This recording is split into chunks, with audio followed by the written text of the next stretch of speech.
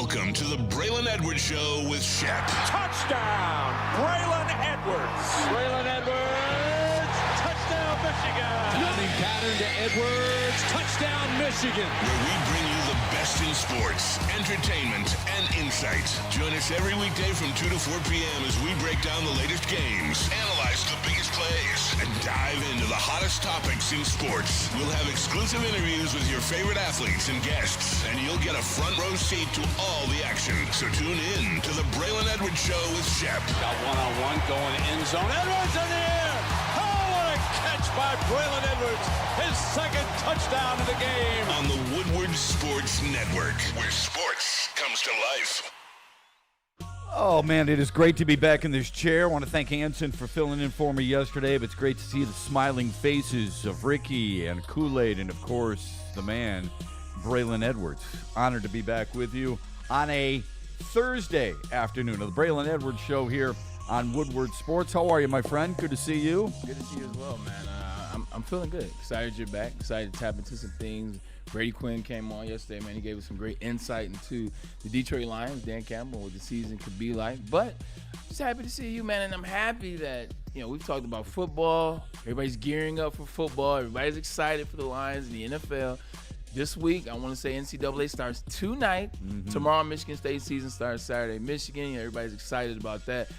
But let's not forget high school football. Oh, baby. High school football is around the corner, man. Shout out to Walt Lake Northern, where my boy Braden Valou will be starting. That's my boy Jimmy's son. He'll be starting his first high school game at quarterback.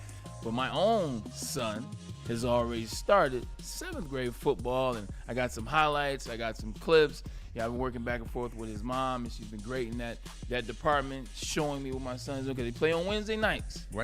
So that's a little tough considering we do the show, but I will be going out there in a couple weeks. I'm going to take a Wednesday off so I can go see my son play a game. And I don't know, Shep. I don't think he'll be catching touchdowns in the end zone. I think he's going to be somebody's outside linebacker, or he's going to be a taller, bigger version, Brian Branch. Wow, okay. Oh, Brian Branch. He's like his pops, man. He's physical. Not that you were steering him, but you just want to expose him to the game and let him gravitate toward the area that he finds most attractive, right, in the sport of football. So how do you kind of do that? Because there's so many moms out there these days who don't necessarily want their kids to play football at an early age. When did you start that, and how did you come to the realization that he and his mom would be on the same page? Well, she knows, who her son's father is. Let's start there. She knows he's a football player. She knows how she met the whole 9 yards. But she does a great job just allowing him to do him. I think I try to help in that regard. Play football. That's fine. Yeah. I'm not going to force it on you. My father didn't force football on me, so I didn't force it on Maddox in this regard. I'm not going to force the wide receiver position. My dad was an all Big Ten player at tailback. Right. And then fullback, I played wide receiver. So you let the kids find their own space, but they naturally gravitate towards it. Once they do, then you start having advice or tidbits or having them talk to some people, man. But I'm just excited that he's having fun with the game. I'm excited. I'm excited. I'm excited. I mean, I'm glad you are, but I'd love the whole show to go out and watch clips, him. We got picks. We got anything. I put that. Oh yeah. So how do you help him though? I mean, people think as a wide receiver, you can't help him defensively. You know defenses. You know how to help him with a lot of stuff. Put the move on him up the sideline. So that's not him tackling. That's him running. No, that's him. That's Tud right there. That's called a Tud. Yeah. That's in the end zone. You see the sideline. Get him. I see you out here, Maddox. I see you out here. Yeah, man. Excited. He's young. He's 7th grade, Shep. I'm not putting too much on him. He's 7th grade. I'm not telling him, hey, look, man, in order to be the next insert player here, just have fun with it. This is the space. Yeah. This is the space where you feed into the questions. Yeah. This is the age where you just answer the questions. Hey, Dad. What about this, or what about that, or on this play, or what did you see in this game? You just answer some questions now. I'll dial into it, be a little bit more serious. 8th grade, 9th grade, summer going into sophomore year. Mm-hmm. I want him to have fun. One thing that happened to me is in track. It didn't happen in football because I started football late. But in track, as you see in baseball, as you see in travel, which you had a story come up, these kids get worn out. I started running track with my dad. Dad, I love you. Dad, I love you. You know I do. I started running track on the AAU circuit, on the USATF circuit, the Junior Olympic circuit at 8 years old, 9 years old, 10 years old. By the time I got to 13, I needed a break from track in the summer. Yeah. I just wanted to go outside and be normal. I wanted to play around the neighborhood. Dad gave me a break at 13. I ran at 14, took another break at 15. And I broke my knee, so I had to take a break. Bro, you said 7th grade. How tall is he, dog? Hey, you seen? I told you he's gonna be bigger than Pops. That's why I work out so hard. You see that? You see that foot, that shoe? That sounds like my dad. Legs are bigger than mine. Like he's got some sizable quads on him. He's a good looking boy, man. Good looking boy. That's proud awesome. of him. Yeah, man. So, but high school. It's such a refreshing attitude that you have. In addition to no doubt your dad does, and his mom does too. I think it's really important to give him that space. You know, it's physical, off the edge. Look at that. I'm saying you're looking for outside rusher. This could be your guy, Detroit. This could be your guy in about 8 years. Look at that. Physicality at its finest. Looks like grit to me. That's all I'm saying. Hey. And you know it's a clean hit too. It's clean. So, Like all hands. Yeah. So that's good stuff, man. Yeah. And he's only going to get bigger and stronger. Yeah, he's only gonna get better, and he's only gonna have more fun because I won't allow it to be the other way. Like I'm not trying to come in as a torpedo parent, and we'll figure it out together. As long as he enjoys it, right? I mean, that's all. That's all that really matters. If they're not going to enjoy it, then they're not going to really put in the work that's necessary to get where they eventually people would like them to go anyway. Yeah. Speaking of enjoying it, you know I'm a man in my gym shoes, right? I did see that. It's a Texas look. It's interesting. I'm wondering if you're wearing it strictly because the Longhorns play Ohio State this weekend, or what is it? Just got a tie. Yeah, about the solo First camera. of all, You I got don't like him? either one of those Don't pull teams. nothing. Nah, these are the shattered backboards, the J's. You know what I'm saying? Shaq wasn't the first one breaking backboard. Well, Derek Dawkins. So let me start. I was there. going to say. My bad. I got it. Chocolate Thunder. Yeah, that's all right. But Chocolate Thunder was 7 foot 300 plus. Michael Yeah, Jordan big man. was 6'5" and a half. Was 6'5" and 7/8. I didn't know he broke backboards. He broke a backboard. This would have been. It wasn't Olympics, but it was a foreign game. It was like '87. Okay. And it's a foreign game. He's got on a different uni. You know how they didn't wear NBA things when they went overseas. And he was wearing a color that he didn't wear during the season. Mm-hmm. He was wearing a little pumpkin spice. Shout out to Taylor Swift and Travis Kelce. Talking about Shaq, is there any celebrity that you would square up with in the ring? Because did you hear Shaq is getting into boxing, Stop, bro? Shaq just needs Boxing. to stop. Hey, I'm You so talking serious. about you talking about a Detective O'Neil? yeah. Because isn't he a cop? Yeah, You DJ talking about the DJ member of the Diesel? Omega Psi Phi fraternity? Like he does all these side projects He doing like everything. Snoop. Yeah, man. You know what? All the side quests. all the Papa Johns that he owns. Yeah. That's Don't good get business. don't get me into Papa John side of things. That was very interesting. But boxing is one of those things where money won't allow me to do it. Like money will not allow me to sacrifice the potential to get dropped and have brain damage just for $20 million. It's like, hey, it's $20 million. Would you get in the ring with Mike Tyson? The answer is quickly no. I wouldn't. I'm good. Yeah, I'm fast. So and then too, you're starting, and then once you get into the space of now, I'm not even fighting an individual that has a boxing pro card, which means he knows how to box and take care of you in the ring. Now I'm fighting somebody that's trying to figure out boxing like me. Nah, I'm good. I'm good. Yeah. I'm good. Yeah. Because Wise words from Bray. tough guys get knocked out. One of the toughest brothers I ever met was Adrian Peterson. I shook his hand at the college awards. He was a freshman. Nah, he should have been a sophomore, but he was a freshman. I shook his hand. I said, "There's no way, absolutely no." He almost broke my hand. I'm a senior. I got to fight him. He got knocked out. Like Adrian Peterson got knocked out in the ring. Another NFL player. Was it? I don't know. No, was No, it? I know No, it was what Nate got knocked out. when too. Nate got knocked out, I think Adrian Peterson got knocked out too. He got knocked out by Darren Williams, Daddy. Oh, the basketball player. Really? Oh, that was. Hold on. Darren Williams. Darren Williams who knocked him played at out. Illinois? Yes, and played at Utah, and then played for the Nets. He knocked out Adrian Peterson. Wow, I did not know that. Yeah, or did he knock out Frank Gore? Anyway, all I Oh, know is Le'Veon Bell. well, Le'Veon Le'Veon Bell Bell is not snuck competing. Adrian Oh, you know what? Peterson. Yes, Adrian Peterson got dropped by Darren Williams. Le'Veon Bell won the fight, Oh, God. or did Le'Veon Bell drop? It says Le'Veon Bell It slept don't matter. Adrian There's too many Peterson. pro athletes. you Okay, named that at got the end dropped, of the day, bro. I think was you're right. making a wise Adrian decision. Peterson got into a ring as strong as his name's AD. Yeah. and he got knocked out. I'm good. Yeah. I'm good. And not to mention the fact that Shaq is 7'2". I think Shaq's well soft over though. 3. He's got a longer reach than I do. I would fight Shaq on the street. Like if something happened, like if something came up where I had to fight Shaq on the street, I would fight Shaq. yeah, of Like, course I've you seen had him to. on the court. I like this. Shaq's soft, and a lot of stories about Shaq are soft. Like Yeah, name the I'm not- person I'm not that going you that far. I'm not going to say. name the person that you saw Shaq knock out. Name the person that you saw Shaq really rough up. I've seen a bunch of misses. I saw a missed punch against Brad Doherty. Not Brad Doherty, but Brad Miller. I saw a missed punch against Chuck Barkley. I saw him try to get tough, and then when people get in his face, I didn't see anything. Name the person that Shaquille O'Neal dropped. Does he have to knock somebody out on the Name floor? the person that he slammed. Name the fight that he got into.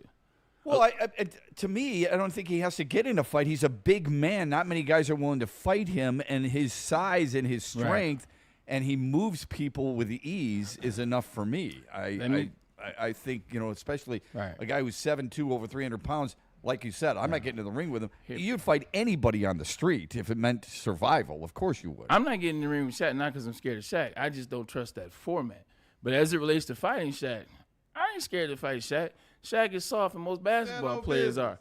Like, what happens is they get protected at an early age. Yeah. They become the tall guy. They become the guy. I don't disagree with that. So they get protected. Yeah. They never have to fight.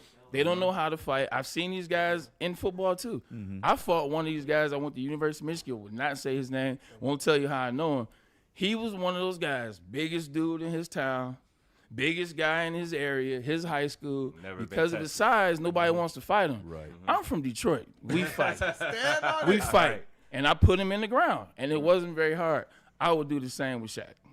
Hey, you know what, man? Realistically, I'm not running from that. I don't disagree with you on the NBA label. Yeah. There are certain NBA guys of the past, Charles Oakley. I won't fight. I know Oak. I'm not fighting. Yeah, I'm not fighting. I'm not fighting. Xavier McDaniel. Don't want no part. Was a really tough dude. There are certain guys. I wouldn't fight Rick Mahorn. He's my brother. Yeah, Okay, So my big uncle. Yeah, so there are certain guys I'm staying away from. You're right. The bigger they are, the harder they fall. But who's going to really test a guy like Shaquille O'Neal? That will be interesting to watch him in the ring when he does that. Too. Yeah, it's Shaquille O'Neal is fighting Will Smith's old bodyguard, and this thing is to be reffed by Roy Jones Jr. And it was Le'Veon Bell who two-pieced Adrian. You were right. Yeah, I forgot that's he got what dropped. Ricky said that. Shout out to the Big Ten. Shout out to. I'm gonna take a win how I can. Shout out to the Big Ten. Yeah, I guess so. I mean, it's. Yeah. I don't know what these guys gain out of this. To Money. be honest with you, Money, Shep. Money, and I think you stay I relevant. feel like Shaq has a lot to lose, man. Shaq doesn't need to stay relevant. He's as relevant as they come you're for right. next I wasn't player. talking about Shaq. I was more talking about the other guys. got you. But for Shaq, I think it's a side project. I'd like to see a hockey player in there. No, we saw what happened with that on the golf course. That hockey player. We don't want nobody really that dude was trying to bow up, and he was a nothing burger, right? Man. I'm talking about another athlete. I want to see because the hockey Ty Domi's going to take 2 punches to deliver one. Yeah. I mean, Shaquille O'Neal's not hitting him any harder than Bob Probert used to hit him. You know what I mean? Guys like that. That's what I'd like to see. The problem with the hockey players, they know how to fight that fight. They know how to fight that tight quarters fight. Yeah. They know how to throw those 2 punches that when you wake up, you're trying to figure out which one of it was it and how many punches did you hit me with.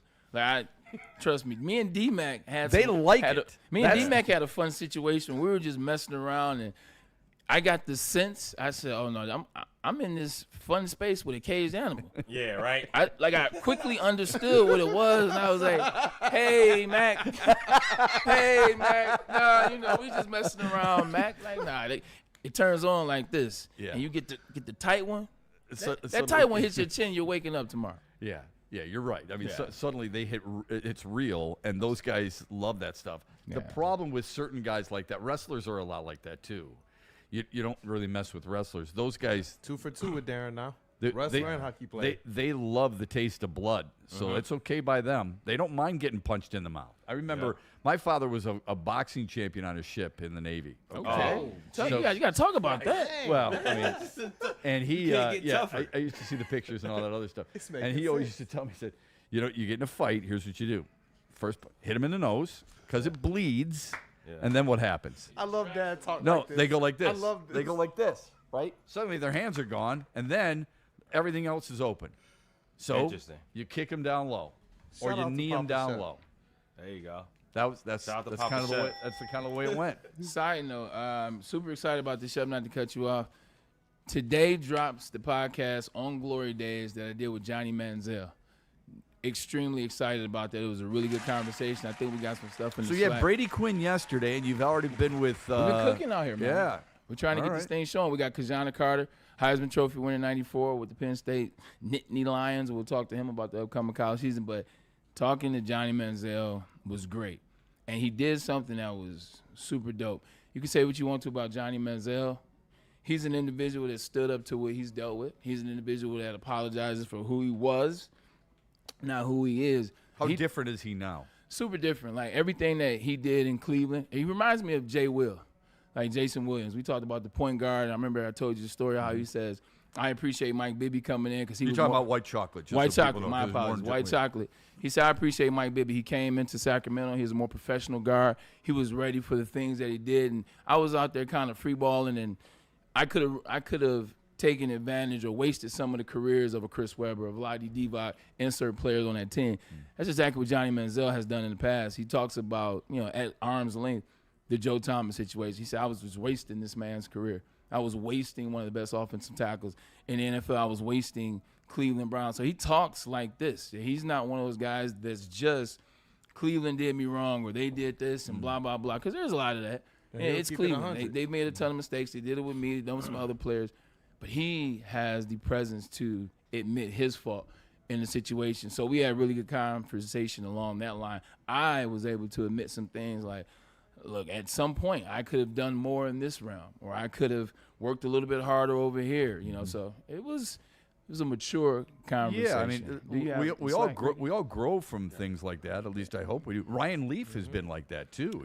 His was a little different because of the substance abuse, but overall he's had to grow up, and he's come out and admitted, and now talks about it openly. He does. I actually met Ryan, and I met Ryan in the space, and to see him in that space, to come to this space, I've had conversations with him. Just very proud, just excited for him and all he does. He breaks down college football, NFL, a lot of different things. Actually does a pretty good job of it. Do we have a teaser? I was going to say, I got the teaser right here, man. I'm about to play that for you guys. I'm going to keep you guys on the screen as well while we play that. So shout out to, I got you. Shout out to Johnny Manziel for having me on the show. Here we go.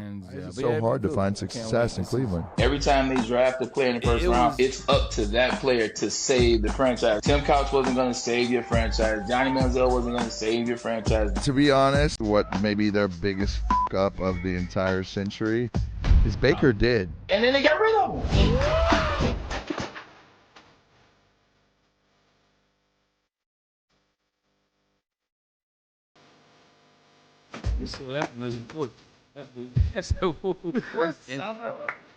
So excited at that drop. I will say this, and I won't say more because I want people to go check it out. I want you to see you see me every day, but a lot of people don't. Go check out Johnny Manziel. Looks like it's well produced. It was well produced. Mm-hmm.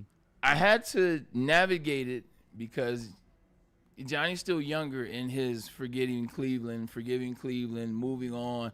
I'm a little bit older. I'm 42. He was trying to turn this into let's just sit up here for 50 minutes and talk about Cleveland. And luckily I'm 42 now. I'm like, I'll give you some stuff. Mm-hmm. I will point out some of the things that Cleveland I felt did wrong, made wrong. I talked about one of the big things in the interview is the draft process itself. Like the owner drafted me. Art Modell? Yeah, no. Randy Lerner, Al Lerner's son, who took over for Art Modell when they brought the team back. But Randy wanted me, nobody else did. So dealing with this as a 22-year-old where nobody in the building wanted you except one guy who's never there, the owner. Wow. And so that kind of goes into who Cleveland is now. Cleveland's owners make decisions that the front office have to deal with and that the coaches have to deal with. So they're never on the same page. How did you find that out? How was that revealed to you, that the owner wanted you, but coaches and other scouts did not? That's what agents are for. And luckily, my agency that I went with, so the first agency I had, I parted ways with them 4 or 5 years into the NFL. And the guys that I hired, which was CAA, Creative Artists Association, they represented my GM. Oh, wow. Phil Savage. And there you go. I was able to get all that. He said, well, yeah, Phil told us. And then Phil admitted to it. Phil Savage, who was out of Oklahoma at the time, he now still runs the Senior Bowl. I love Phil. He was coming out of Oklahoma, and they had a lot of great defensive talent at that time. He still drafted 2 guys from Oklahoma in my class that were from defense. Antonio Pierce was a DB, and Rodney Poole was a safety. Defensive guys. They want another defensive guy. And Romeo Cannell is your head coach. One of the best defensive minds in NFL history.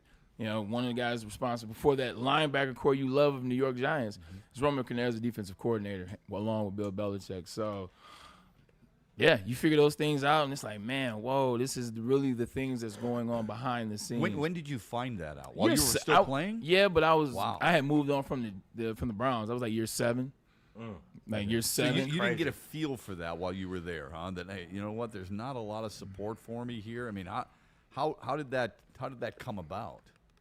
That's a very interesting story. At that time, it just didn't seem like there was a lot of support for anybody for the Cleveland Browns. Okay. You know, whether you're a first-round draft pick, whether you're a free agency pickup, whether you're somebody that had been on the team for a while, it just didn't seem like any of us had that support. It seemed like it was just another season, and these were the 61 guys, and we're going to just roll this out year after year after year. We're not really going to put forth, you know, some chemistry, kind of like here in Detroit. That's why I'm so impressed with Sheila Hemp being on board with Dan Campbell, then being on board with Brad Holmes. Notice how I did that. Got Dan Campbell, then Brad Holmes. And then them forming like a holy trinity in which information is consistently passed from Sheila to Brad to Dan, back to Sheila or over here, and the communication as well. And you have a sense of professionalism, and you have a sense of understanding. And players can feel that. Players are now allowed to know what it is. The information that they're given has been vetted by 3 different systems. What I like about her is what she hired somebody to do a job. Yeah. She lets him do his job. Yeah. You know, if you're going to hire somebody and you're going to trust somebody with their responsibilities, then let them do the job. Don't be looking over you talked about it earlier. You're not going to be that, you know, helicopter parent. Don't be a helicopter owner. Yeah, agreed. You know, I mean, there are some guys, there are some owners, quite a few owners, I would guess, that are just the opposite. They want to be in the draft room. That's great. Yeah. They want to be on that phone with the draft pick. That's fine too. But you're not making the pick because you haven't done the research that we've done. You haven't done the interviews that we've done. You may have read our reports, but you're not the one who should be building the team. You own the team. You're not building the team. There's a big difference. What I tell you guys about the Dolphins? You thought I was joking when I told you that when it comes to the Dolphins, I don't play any game. Look who's underneath my foot right now, a Dolphin. I told you this was my first start in the NFL. This is my first actual start, not in a package, because I started the first game of the season because I was the 3rd wide receiver and it was trio. This is my actual first start. That's not Louis Oliver, is it? Who is that? It doesn't matter who it was. He was cooked from the beginning. I think it's Lee Biden and Will Allen were the DBs. No, Sam Madison. That might be Surtain. Oh, really? That might be Surtain. Because I think Sam Madison played for the Giants. He left Miami and went to the Giants my rookie year. Sam Madison was still there with maybe Will Allen and somebody else. So I told you I don't play about them Dolphins, man. Bowden later with the Lions. Yes. Oh, that's right. Yeah. That's true. And I know you that Manziel also had something else for you too. Another message that he gave you. Was that on draft night? No. This isn't for me. This wasn't for me. This is for Braylon. You got the video? Yeah. I set it up. So when I was finishing the interview with Johnny Manziel, my boy Jimmy Valou, his son, got the starting quarterback job. He loves Johnny Manziel. So I just asked him. Oh, snap. I just asked him. I said, hey, look, man, you know, is there any chance you can shoot a video to my boy's son? You know, he was like, sure, not a problem. So this was 2 weeks ago. So he gave me his number. I sent him the correct pronunciation. And 1 day goes by, 2 days go by, 3 days go by, 4 days go by, 5 days go by. Fast forward to Tuesday, I text him again. I said, look, I don't want to be that guy because I get it. I've been in this spot. You've been in that, yeah. Much like you. I said, but if you can, it's fine. Games in 2 days. If you can't, that's fine too. I still appreciate doing the cast, and maybe we'll do something down the line. That video was sent to me from Italy within a minute and 15 seconds, and here it is. All right, got you guys on the screen too. Braden, what's going on, my man? Johnny Manziel here. Man, just want to say, more than anything, going into your first start, it's not too big for you. You're ready for this moment more than anything, man. Have fun. Be yourself. What you've been doing in practice to lead up to this moment, everything that's got you to this point, this is the time where you should be excited, where you should go out and play free and have fun and be the guy that you truly are. Just want you to know, I'm in your corner, brother. I wish you nothing but the best. If you ever need anything from me, reach out, feel free, chop it up, however I can help you. Go out and have some fun, my brother, and ball out. Much love. You can't Braden, tell me, what's going on, my man? You can't tell me Manziel here. about Johnny Man, just want to say, more than anything, we've got that. Yeah, that's good. Yeah. That's really, really nice for him to do that. It's funny because you and I were just talking about this earlier in the week about how often do you push in that space when, you've got people who they have busy lives, right? And they're being asked to do a lot, right? Athletes are always asked, hey, can you do this? Can you take a picture? Can you do a shout out for this? And you got to be careful not to push too hard and realizing that you've been in the same space. Yeah. And yet you pushed just enough and the guy came through. What was the reaction from the kid? Man, Jimmy was over the moon, excited. Jimmy is funny. Like, it took him probably about an hour to call me because he was so hyped. And he was figuring it out. Braden, he went through the wave of emotions. He was just excited, to have something happen like that to you as a sophomore in high school as you're about to go to that, So he I won't tell you what he did. I'll protect his manhood. But let's just say, he was super excited, and I think tonight's it's gonna be a big night for him. Yeah, it's an emotional moment. It really is. When you finally meet, I would guess one of the worst experiences a lot of young people can have is they meet their quote-unquote hero, and that hero becomes somebody completely other than who they thought they were, right? Yeah. For him to do that, now he's not meeting him, but still, taking the time out, it reinforces his belief in that guy and keeping the dream alive a little bit for him. And the last thing I say about this is I know a lot of people out there watching this, and they're going to watch and they say, oh, well, of course he's going to do that for Braylon. Braylon went on his show. They're both in the NFL. That's not how it works. Like, I've legitimately done shows or podcasts or spaces where there's been another former player who's, of an elite talent, same as mine or way beyond, and they were not so nice. Mm-hmm. And Johnny came into the podcast. When podcasts are set up, you can see the guys getting ready. You know how it works. Everyone here knows how they work. You can see guys setting up. You're checking the levels. Like, instantly from the time that he came onto the screen to the video right here until even after the video, it was the same energy. He's like, what's going on, man? It's going to be a great pod. Super excited. And sat down there. We talked about some things, and we did the pod. We talked after. He got the information. He passed it along. So that was his energy from the moment he sat down until the end. It wasn't the interview that persuaded him. It wasn't anything we talked about. That's who Johnny Manziel is. I love the stories of people who have recognized their faults and grown out of those faults. Because anybody out there who doesn't think that they've made their mistakes, the worst thing is making that mistake and then doing it over and over again. Learn from it, right? So obviously he's learned from it, which is really refreshing.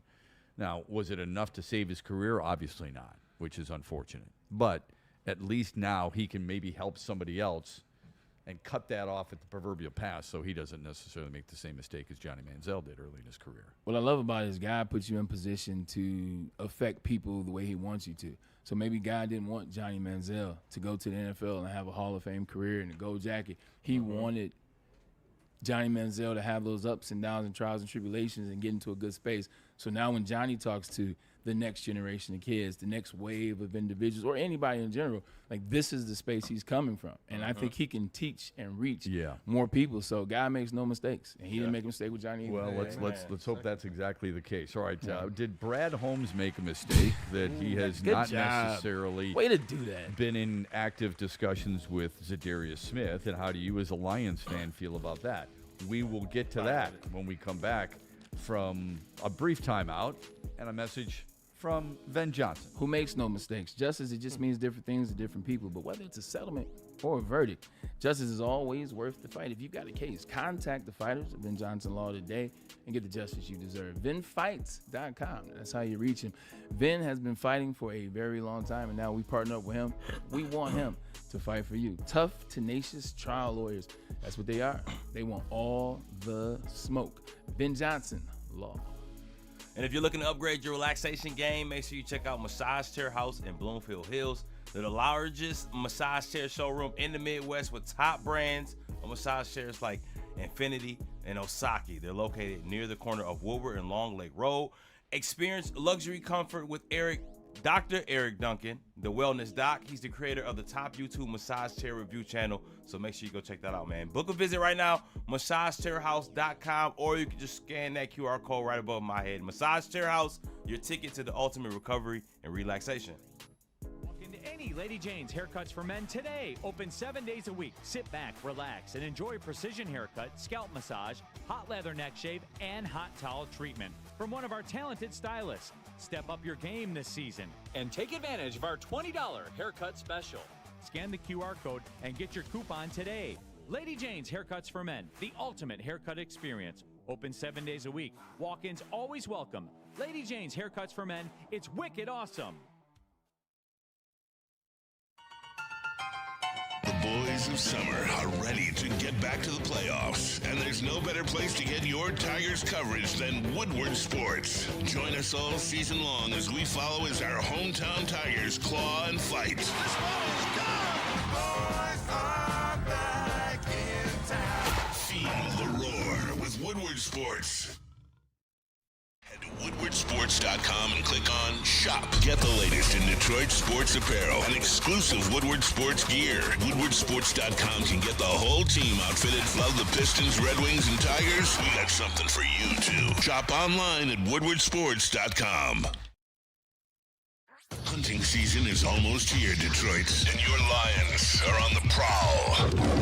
Make sure you're locked into Woodward Sports for all the Dan Campbell reactions, Jared Goff touchdowns, Amon-Ra first downs, Penny pancakes, Kirby picks, Gibbs big plays, and of course, Jack Fox's leg. Stay locked in on all your Lions coverage right here on Detroit's Hunting season is almost here, Detroit, and your Lions are on the prowl. Make sure you're locked into Woodward Sports for all the Dan Campbell reactions, Jared Goff touchdowns, Amon-Ra first downs, Penny pancakes, Kirby picks, Gibbs big plays, and of course, Jack Fox's leg. Stay locked in on all your Lions coverage right here on Detroit's #1 sports network, Woodward Sports. Hey, Sundays are really important to us, aren't they? No question. And they're going to get a lot more important next weekend. Not this weekend, but next weekend. It doesn't mean you can't start early, though. Sundays and Sun Cruiser Vodka Iced Tea go hand in hand. Lions and Sun Cruiser Vodka Iced Tea go hand in hand. Woodward Sports and Sun Cruiser Vodka Iced Tea go hand in hand. Real vodka, real iced tea, no bubbles, just a clean, crisp sip that won't fill you up on game day. Matter of fact, it's just 100 calories and 4.5% alcohol. It is perfect for your tailgates. It's perfect for a round of golf, which is what we had at Crystal Mountain yesterday when I was playing. So this season, let the good times cruise with Sun Cruiser and Woodward Sports, but please drink responsibly. You don't want to cruise in the dirty ride. That's why you should be looking for Jack's Car Wash. Look, right now, we'll get you a free car wash. Text WSN to 888-522-1729. Once again, that's text WSN to 888-522-1729. Free vacuums, free compressed air. They got the works. I don't have to go through the litany list of things they have. They have the works. They have over 40 locations around the state. There's one by you. There's one I'm looking at right now. And to be honest, if you make a right here on Maple, there's ones 2 blocks down there. They're all around because they're the best in the business. And also, why don't you get that unlimited plan? $29.99 a month to get your car washes every day of the month. Doesn't matter what happens. Rain today. If you got one earlier, guess what? You can get one tomorrow and still be in the game. Jack's Car Wash. Pull up. And we back. Yeah. Hey, yes. Speaking of golf, yesterday I was playing, and a guy who was in my foursome said to me, he's like, the thing that concerns me about the Lions is their I know.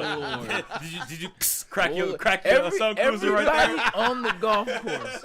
Everybody on the golf course is a head coach, a scouting department director, a GM, and an owner. That is what the golf course is full of. It seems like it is. Yeah. And I took the Sun Cruiser. You know what I did? I took the Sun Cruiser and I just bit the bottom of the can, then popped it and shotgunned it. That's what we used to do. Is that how your dad used to drink? There you go. That's what we used to do. We literally bite the bottom of the can and then open it. That's wild, and then boy. drink it that way. Y'all some wild It's not boys. real smart either, though. No one ever accused me of being smart. Anyway. So he says to me, the thing that concerns me is their schedule. And I said, well, that's valid. I mean, they have arguably the hardest schedule in the NFL. I think it's ranked second. I think Chicago's number one. Could be wrong there, but I think it's ranked second. And he said, yeah, and especially the quarterbacks. And I said, okay. I believe in Detroit's defense. I think it's going to be really good. But can you tell me what you mean by that? And he said, yeah, it's loaded, his words now, loaded with Hall of Fame quarterbacks. And I said, oh.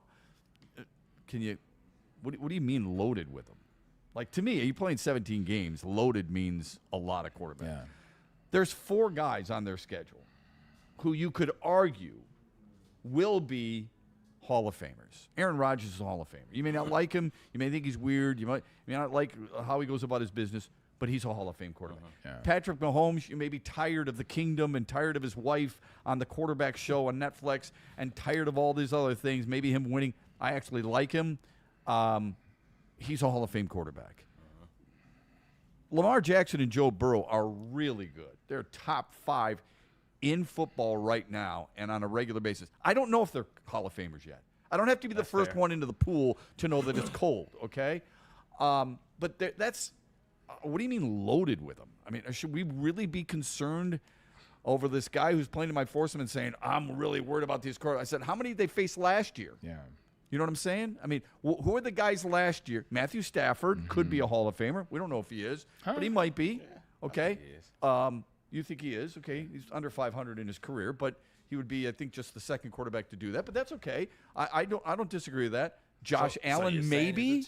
I mean, I don't know if Josh Allen is or not. Just because he won an MVP doesn't mean that he's going to be a Hall of Fame quarterback. All right, I'm going to help you with some of that. Okay. First part of it, we live in should have had you in my foursome. You should have, because I wouldn't have been saying things like that. And golf foursome, ladies and gentlemen. Could have used a few extra drives too, but go ahead. Here we go. We live in an era post LeBron. Everything since LeBron has become the immediate gratification or the immediate placing people in spaces. Like, legitimately in the last 15 years, somebody has 4 good years, they're instantly in the Hall of Fame. Oh, this guy's going to Cooperstown. Yeah. This guy's going into Canton. You know, this guy is going to, I always forget where Naismith's Hall of Fame is. This guy is going. There we go, Springfield. This guy is going here. This player is going here. This female is going here because WNBA, they get in as well. Slow down. Like, when I was coming into the league, like, Adrian Peterson had reeled off 5 great years. Like, Adrian Peterson rushed for 2,000 coming off and torn ACL. I've never seen anything like it. Played against him that year. He dish-ragged our squad. Like, he legitimately entered the 4th quarter with 42 rushing yards and finished the game with 177. Wow. I repeat, started the 4th quarter with 34 rushing yards, and he finished with 177. Nasty run. That's not how they talked about Adrian Peterson after that season. Oh, he's going to the Hall of Fame. He's going to Ken. It's wait and see. Yeah. We'll see. Nowadays, if you have a couple good years, what they do is they started in college. Like, if you have a tremendous college career, you come into the league and have 2 years, they're already putting you in the Hall of Fame. In football? In football. Okay. They're already putting you in the Hall of Fame. Like, I believe Joe Burrow is a good enough quarterback to be in the Hall of Fame. I still got time. Yeah. There's still time. Lamar Jackson, I mean, I think he's a Hall of Famer. I'm going to throw that out there now. But to your point, he's still, if he got hurt today, that's for Baltimore and Lamar and his family. If he got hurt today, he wouldn't be in the Hall of Fame. Right. It would be one of those situations. They're tracking that way. It would be one of those situations like Sterling Sharp, where your brother would have to get on the podcast and then lobby for you for 7 years, and eventually you get in. So it's just the era we live in now. Everything is immediate gratification. Everything is right now. I want it now. But when you look at a schedule, and I don't want to play the wins-losses game on an NFL schedule or even a collegiate schedule, you can guess how many wins they may have, but you don't even know. I mean, you don't even know what the other team looks like yet, okay? But do you look at a quarterback? Is that where your attention immediately goes when you think about, okay, whoever your favorite football team may be, you're looking down and you're going, oh, they got to play this cue, they got to play that cue, they got to play. I guess I don't look at it that way. I look at a quarterback. I look at a quarterback in the defense. Yeah. Like when you look at the roster, when I'm looking at my schedule, all right, cool. Season's about. Schedule comes out. It's May. Who are we playing this year? Damn, we gotta play Baltimore. Yeah, Lamar is gonna give us fits. Yes, you do look like that. We gotta play the Bucks. That defensive line, my God, mixed with Baker. That's how you look at it. Okay. So it's fair to look at the schedule and see the first 6 games of the season that the Lions have and say that's a gauntlet. But what people fail to realize, what people aren't paying attention to, is that's the mindset of the same old Lions. Like, that's the mindset of what the Lions have been in the past, which is a team you didn't trust, which is a team that you didn't think could win the big game, which is a team you didn't think could go on the road in Kansas City after they won a Super Bowl and beat the Chiefs. They did that. Like, that's an old mentality of what the Lions used to do. The Lions aren't that team anymore. Lions are one of the best teams in the NFL. So what you got to do is you got to start looking at your team like the team that you say they are. You got to look at the team, like all the hype and all the players that they draft, and you get excited. And, man, Amon-Ra St. Brown and J-Mo Wood. Well, you have to feel that way when you look at the schedule too. You can't look at the schedule and get so caught up in how good the Chiefs are or the Ravens are that you forget how good your team was last year. Because last time I checked, 15-2, was it? Is that what the Lions went? And then they improved this offseason. So stop looking at it from the standpoint your team is the old Lions and you're going against these new juggernauts. Newsflash, your team is one of the juggernauts. Right. That's a hard thing for us to grasp because we've gone through so much agony, so much disappointment and frustration. It's really hard for us to understand now that when other teams, when other fan bases are looking at their NFL schedule of their favorite team and they see the Lions on the schedule, what are they thinking? Yeah. Oh, my God, we got to play one of the best teams in the NFL. We've just never been in that position before. So we're novices in this regard. We're trying to get our brains trained to that. Yeah. We are used to that with some of the great teams that we've covered, whether it be the Pistons back in the day, the Red Wings back in the day to a certain extent. But now, think about what sports talk radio, think about what we're doing here in other markets. Just not as well because they don't have Braylon's breakdown. But when you go into those other markets, what are they saying? They're going, all right, this week we got to play the Lions. The only thing, how are we going to stop that offense? If somebody wanted to say, okay, hey, we got to go into Kansas City, I get it. Arrowhead's a tough place to play. Sure. We've won there. Mm-hmm. They weren't fully loaded, but we won there. Arrowhead's a tough place to play. They have to go back to Baltimore. We know what happens to NFC teams in Baltimore. Yeah. They don't win. Right. And it's not one of those they don't win like it's – 14-6. Right. It's 18-0. Right. It's 18-0 is what he is against NFC teams. So I understand that, but the Bucs have to come here. As good as that Bucs defensive line is, and Baker Mayfield and offensive weapons, guess where they have to come? Ford freaking Field. Although they'll tell you, but we won there. Well, true. They have. Yeah. But I'm simply saying, like, if you want to talk about those two in road, that's fine. Yeah. Some of those teams have to come here and play in Detroit. Yeah. The point is, when all those people are playing their schedule games, when they get to their team against Detroit, there's a little nervous shake there. Do I put a W or an L? Don't kid yourself. That's what people are thinking right now in Green Bay. We got to open up. Oh, great. We're opening up at home. That's awesome. I can't wait to put the cheese head on. That's going to be great. But you know who we got to play? We got to play the Lions. And that's not easy. This is not the same Lions team that played Brett Favre and company. And that's the cool thing about it. This is not the same. First of all, this is not the same Detroit Lions team that played last year because they changed the offensive coordinator. They changed the defensive coordinator. They changed some players. I know that doesn't mean much. And they're healthy. But the thing that we talk about is they're not. How we talk about it as a negative, they changed the offensive coordinator. Here's the positive side of things. Teams look at you in the offseason when you have success.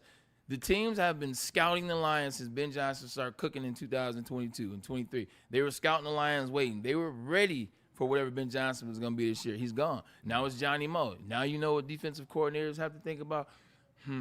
They got to go back to 2022 and see, what did the Lions do in 22? What did it look like in 22? Or when he was the OC of the Jets. 100%. Guess what? This is the Jets, and this ain't 22. Much more talent. It's much more congruency and chemistry that this team has. A lot of teams – in that first 6 games, this could be the upside for the Lions. Teams are going to get surprised. They're going to have a they'll have a couple weeks to get a head start before teams start to pay attention to the rhythm and the cadence that is Johnny Mo's offense. That plays for the Lions. That plays to the wide receiver that they told me had the best training camp and is the most improved player on the Detroit Lions, Jameson Williams. That plays to the third wide receiver who, congratulations, you called it. Isaac Tesla is now your third wide receiver. Tim Patrick's no longer here. That plays to Tesla. What does it look like with Jahmyr Gibbs in the slot or split out wide while Dave Montgomery's in the backfield? Are they running screens or are they going to get the ball to Demo? Yeah. Or Jahmyr Gibbs is 100%. flexed out. And that's what I meant, Gibbs. A lot more, than Sam Laporta, have you heard of him? So I think I get it.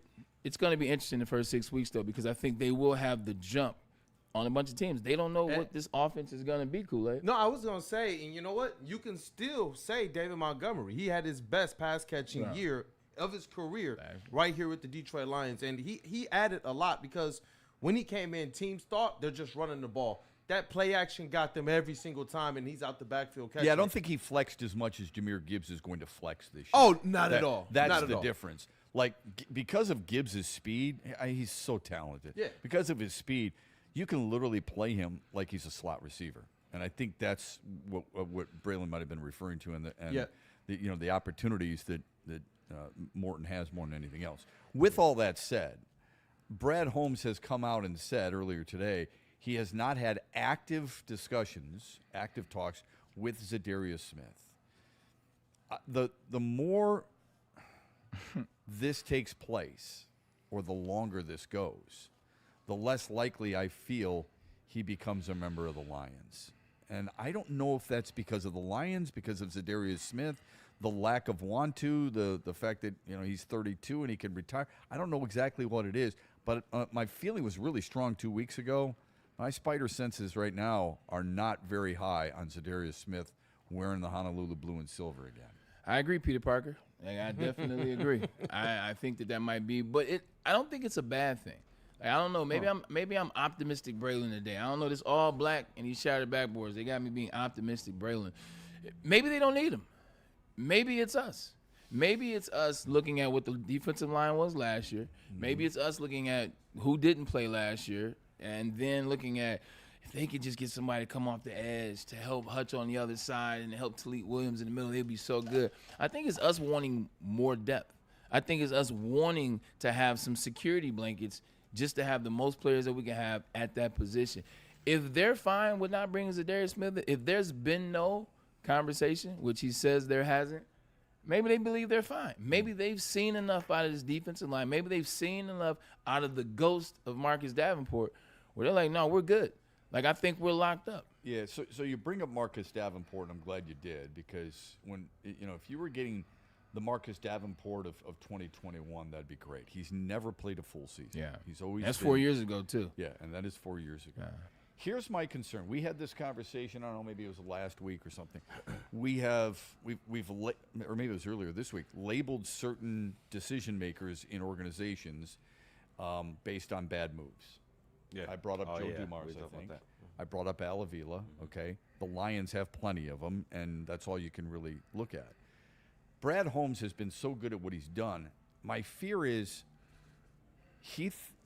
this Davenport belief, and that's an assumption on our part, because if you're not signing Za'Darius Smith as quickly as we want him to, then we're assuming that he believes Marcus Davenport is really going to help them. Knowing that he's never really had a full season, do you think people will use this season as a way to at least part of the remembering of Brad Holmes as a general manager? Remember, Dave Dombrowski was a really good general manager with the Tigers. Yeah. But what does everybody say? He didn't help the back end of the bullpen. If the Lions don't win a Super Bowl, Brad Holmes is going to be the guy that never addressed the opposite edge rusher of Aiden Hutchinson because he believed too much in 2025 in an injured player like Marcus Davenport. Two things can be true. Look, for Brad Holmes, this move has to work. Like, this move has to work, Marcus Davenport. Like, Marcus Davenport cannot go out there and have a year like he had last year. And you know what I mean by that. Yeah. He can't go out there and have a year like that he did the year before. So it's got to work. If it doesn't work, then, people are going to use that, and it would be fair.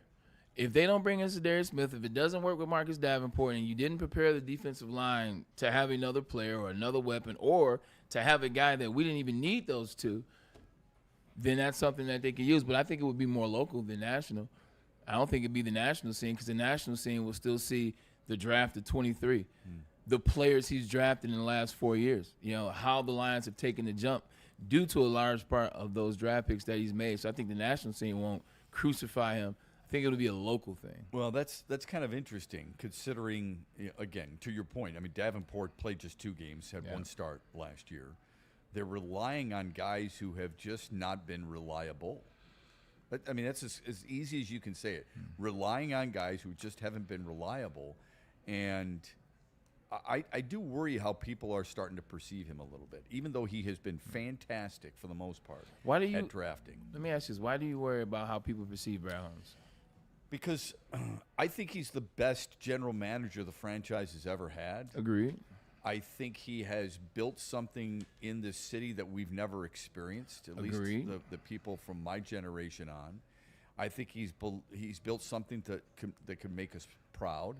And I do believe he has built this team for a long haul that allows this team to compete for championships, division, conference, and hopefully Super Bowls as well. And I don't like remembering people based on one bad move. But let's face it, you and I both feel like this team, and he's come out and said, and so is Dan Campbell, that this is the best team they've ever broken camp with. If that's the case, and they don't get to a Super Bowl, knowing that they were a half away 2 years ago, and knowing that they had home field throughout last year and didn't take advantage of those opportunities, this would be a 3rd consecutive season of not having something that's in their favor. 2 years ago, they had the Niners beat in Frisco and let it slip away. Last year, home field throughout, let it slip away. This year, a chance to get a guy who we believe, wants to be here, fits in well with the culture. You've got money, and you've got a roster spot, and it's not being done. Here's what I would add to that. I think what hurt Brad Holmes in this situation, if this doesn't work out, the key word is if, I-F. If this doesn't work out, if Marcus Davenport doesn't play more than 4 or 5 games, if they don't sign Za'Darius Smith, if they don't have a right end, what will hurt Brad Holmes is the fact that he came out and he trolled the Detroit fan base. I don't understand why they're so focused on a rush in. I don't understand why they're so focused on me picking up a rush in. Remember him trolling? Remember him having that comment and making that stand? If you say that and it doesn't work, now we got to go back and be like, yeah, you were up there being funny as hell. It ain't so sweet right now. And I'm using name for a fact. It's not so sweet right now. Where are those jokes at right now? You can't get to the quarterback right now. Josh Allen is destroying you. That means you have to get to the Super Bowl. But if it doesn't work, that could be the part that hurts him, is because he came out trolling the fan base on that same exact position, which is the right end or a rush edge. If it doesn't work, that's the part I think will bite him in the butt. And I was one of those people 2 years ago that was screaming for an edge rusher. I thought they needed to do that so that they can go into this playoffs and actually win a game or two. And a lot of us, the vocal majority, and it was a lot of people. You said this for last year, you're saying? 2 years ago. 2 years ago. There was a lot of us who believed going into that trade deadline they needed to do something, and the most they did was Uncle Bruce Irvin, shout out, because he had one of the most impactful sacks of that season. But we all thought he didn't do enough, and he stepped to the podium, and he had some cheeky things to say then, too. I remember, he said, we have enough already to do what we think we can do this year. And what actually wound up happening, they beat and blew through everybody's expectations to the point that they were 20 minutes away from a Super Bowl. Now, did they let it slip through some other things? Yes. But to me, not because they didn't have the other, bookend tackle or edge rusher. I still want them to we've get already it, gone. but We've gone through this though. How many teams do? Right. How many teams in the past have had them? That was the question that we the homework assignment, and we're still looking for that. Now, it could be both. It could be Bosa and Mack, okay, with the Chargers, but they didn't get there. So who is the team out there that has, I'll call it the luxury of having 2 elite defensive ends? Can you answer that? Is it elite or is it serviceable, though? Because they haven't had a serviceable rush in. Yeah, you bought in Za'Darius Smith last year at the halfway point, and yeah, he gave 4.5 sacks. It looked okay at best last year. They don't have a serviceable guy, I think. You don't have to have a star. Mm-hmm. But I think the problem for Brad Holmes and Detroit Lions is in this 4 years, this is 5 now, they haven't had a serviceable guy on the other side. The only player on the other side that has done anything of note, what was the guy that got drafted the same year as Aiden Hutchinson and had the same amount of sacks and then got hurt? James Houston. James Houston, the only guy on the right side that had a service amount of sacks. He had, 8.5 as a Lion on the right side? That's it. Yeah. So I think it's not about having another star that you're going to have to pay a ton of money to, like Trey Henderson next year, who will be available. We'll get into that, though. It's about having a guy that's serviceable on the other side. But that's why I do bring up the 2 years ago, is because I wonder how much of that is Brad resting on that. And then last year saying, we got decimated with injuries. That had nothing to do with if I got that bookend edge rusher or not. Because 2 years ago, they blew through expectations without getting that. Yeah, but they did get that bookend edge rusher last year. And where did it get them?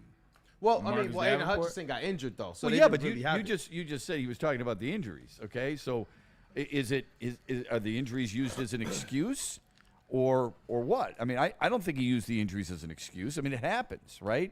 And to that point, I don't know how many's enough. No. All right, but everybody uses the Philadelphia Eagles as the example, right? And I do too, because Philly won the Super Bowl. Usually when a team wins a Super Bowl or any type of championship, everybody's measured against them. They're measured against the Dodgers. Yeah, everybody's being measured against Oklahoma City, right? People are going to be measured against the Florida Panthers. We get that. Those are the most recent champions. They had a ton of rush-ins. Do you know how many more sacks Philadelphia had than Detroit last year? 4. Correct. 41-37. That was actually a guess, by the way. That was very good. next time, just act like you know it, because you looked like you knew it, and you were right. 41 sacks for Philly. Yeah. Now, we can pick apart stats all we want, because I think quarterback pressures are important. I think quarterback hits are important. I think turnovers are important. All those things that make you a better defense. But if we're talking about sacks, and that's what we want from the opposite guy playing with Aiden Hutchinson, then Detroit wasn't that far off, and which goes to your argument that if you get a guy like Za'Darius Smith, who gave you 4.5 a year ago, or if you got a guy like Jadeveon Clowney, who gave that crappy Carolina team 5.5, 9.5 the year before in Baltimore, then you feel like your situation is cured. Be careful with looking at those stat numbers, because like I brought up before, the reason why they had so many cracks and sacks is because every team last year was throwing the ball from the second quarter through the rest of the game. So when you're dropping back 45 times a game for 17 weeks, you're going to have a lot of opportunities to get sacks. Yeah. So they did get sacks, but their offense allowed their defense to have those opportunities. Yeah, it's a good point. Really good point. We'll get to some in the chat. We got some super chats that we want to get to as well. All really important. Kijana Carter is going to join us today. Is that right? Tomorrow. He'll be on tomorrow. Okay. Yeah, we got a couple. Speaking of kids in high school, his son has a football game, but it's today. Right now, so he'll be on tomorrow. Okay, I'm really excited about that. So it's a good thing for you to kind of set your dial for. Make sure you're watching the Braylon Edwards Show every day from 2 to 4 here on Woodward Sports, but especially tomorrow when his friend Kijana Carter joins us as well. Trophy winner. There is and who's also made a little history against Detroit, unfortunately, in his career. I remember I was at that game, and I believe I was part of the broadcast. Silver Dome. The NFL Network has come out with their top 100 players. There is a Lion in the top 15. We'll get to that because Braylon brought it up earlier in the week, so we will get to that coming up here on the Braylon Edwards Show. But first, Les Stanford Buick and GMC has some great offers for everybody. I want you to get in there, check out their inventory. They've got phenomenal things for you to take advantage of and phenomenal vehicles on their lot, like the 2025 Hummer EV SUT lease special, $599 a month plus tax. Same vehicle, just $699 a month. And don't forget about the 2025 double cab Elevation. It's a Sierra truck that I used to have. It's only $169 a month plus tax. Get to Les Stanford today. Check out all their beautiful rides that has you in it in the future. Les Stanford Buick and GMC. Go to their website, lesstanford.com. Dr. Pierce, your injury insider, 248-426-9944, or scan that QR code above my head. Look, the reason why you want to do that, Dr. Pierce can diagnose anything and get you back in the game. Whether it's just going to work, whether it's going to the golf course, whatever it is you do. You're on your feet all day because of your job. Your back's hurting a little bit trying to figure it out. Dr. Pierce can diagnose you. He's diagnosed D-Mac, myself, and countless others in the professional space, and even in music. You heard him talking about Shakira 2 months ago. He gets these individuals right, so he can get you right too, man. He is the guy we trust. You see him on Big D Energy on Tuesdays, and you see him on our show on Thursdays, which is today. So scan the QR code or call the number above. Why do we fight? We fight to protect the innocent, to hold the powerful accountable, to bring the oppressors to justice. Why do we fight? We fight to secure and preserve our civil liberties, to get each and every one of our clients the justice they deserve, and to make the lives of real people just like you whole again. ThenFights.com. Big injuries, big news. Twice a week, Dr. Jeff Pierce from Michigan Sports and Spine joins Woodward Sports Network for the Injury Insider Report. Big D Energy Tuesdays at noon. Braylon Edwards and Shep Thursdays at 3:30. Get expert analysis and in-depth breakdowns on the latest sports injuries from the man trusted by top athletes in the community, like D-Mac. Whether it's the Lions, Pistons, Tigers, or Red Wings, Dr. Pierce talks us through it all. Don't miss the Injury Insider Report with Dr. Jeff Pierce, your go-to source for understanding the impact of injuries on the games and players we love. Only on Woodward Sports Network. Scan the QR code on the screen or go to MichiganSportsandSpine.com to see if Dr. Jeff Pierce can help you. Hunting season is almost here, Detroit, and your Lions are on the prowl. Make sure you're locked into Woodward Sports for all the Dan Campbell reactions, Jared Goff touchdowns, Amon-Ra first downs, Penny pancakes, Kirby picks, Gibbs big plays, and of course, Jack Fox's leg. Stay locked in on all your Lions coverage right here on Detroit's #1 sports network, Woodward Sports. You know how some things are so good they should be world famous, but they're not? Our house-made vinaigrette is one of those things. And the antipasta salad, we drizzle it over. Same with our hand-battered chicken tenders. Original recipe soups and pasta sauces. It's almost as if our original, world-famous Detroit-style pizza is mocking them. And that's not very nice.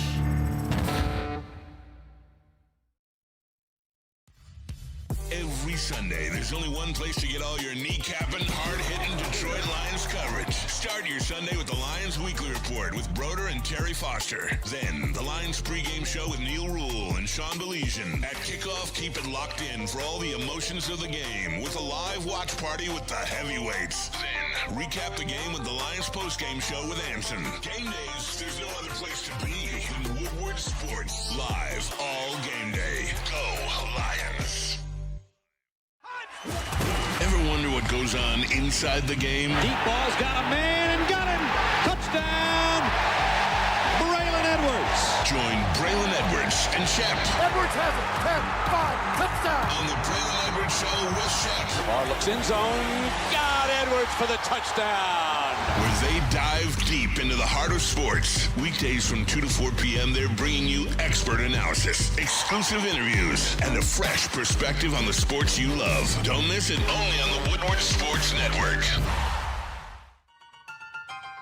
The boys of summer are ready to get back to the playoffs, and there's no better place to get your Tigers coverage than Woodward Sports. Join us all season long as we follow as our hometown Tigers claw and fight. This ball is gone. Boys are back in town. Feel the roar with Woodward Sports. Head to WoodwardSports.com and click on Shop. Get the latest in Detroit sports apparel and exclusive Woodward Sports gear. WoodwardSports.com can get the whole team outfitted. Love the Pistons, Red Wings, and Tigers? We got something for you, too. Shop online at WoodwardSports.com.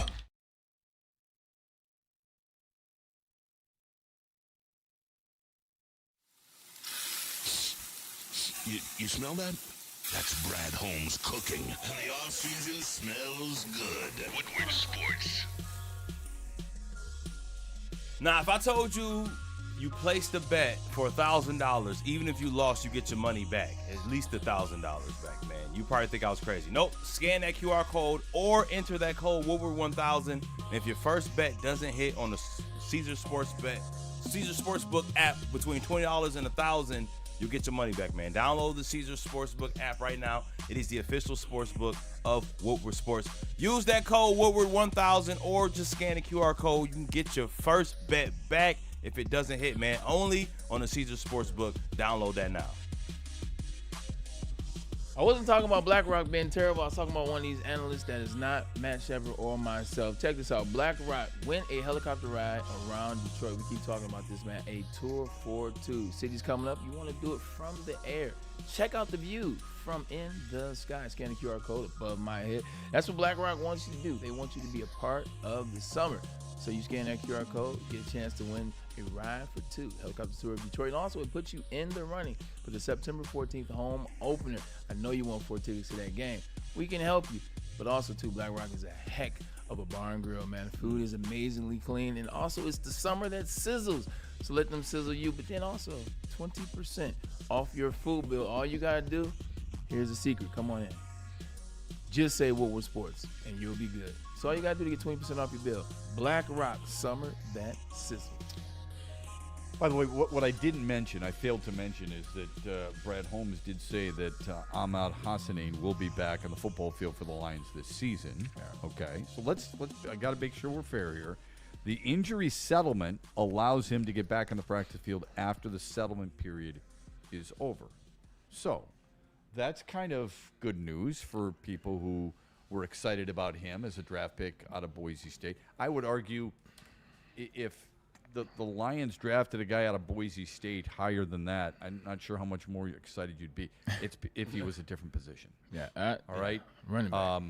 Because we just wanted to see a defensive end drafted last year. Yeah, 100%. I think they did that and got everybody excited. I think maybe that's why everybody was up in arms when he got injured originally, not because of the true potential of what it is. I think people are unknown. They hope. I think it's because he was the one that they did draft, hence the trolling comment we talked about, and now he's hurt. So I think that's why a lot of people were up in arms, not that he was going to be the savior of the defensive line, if you will. Yeah, let's hope he's much more productive and more stable than a former Boise State player they had in Titus Young. Titus. Ooh, holy cow.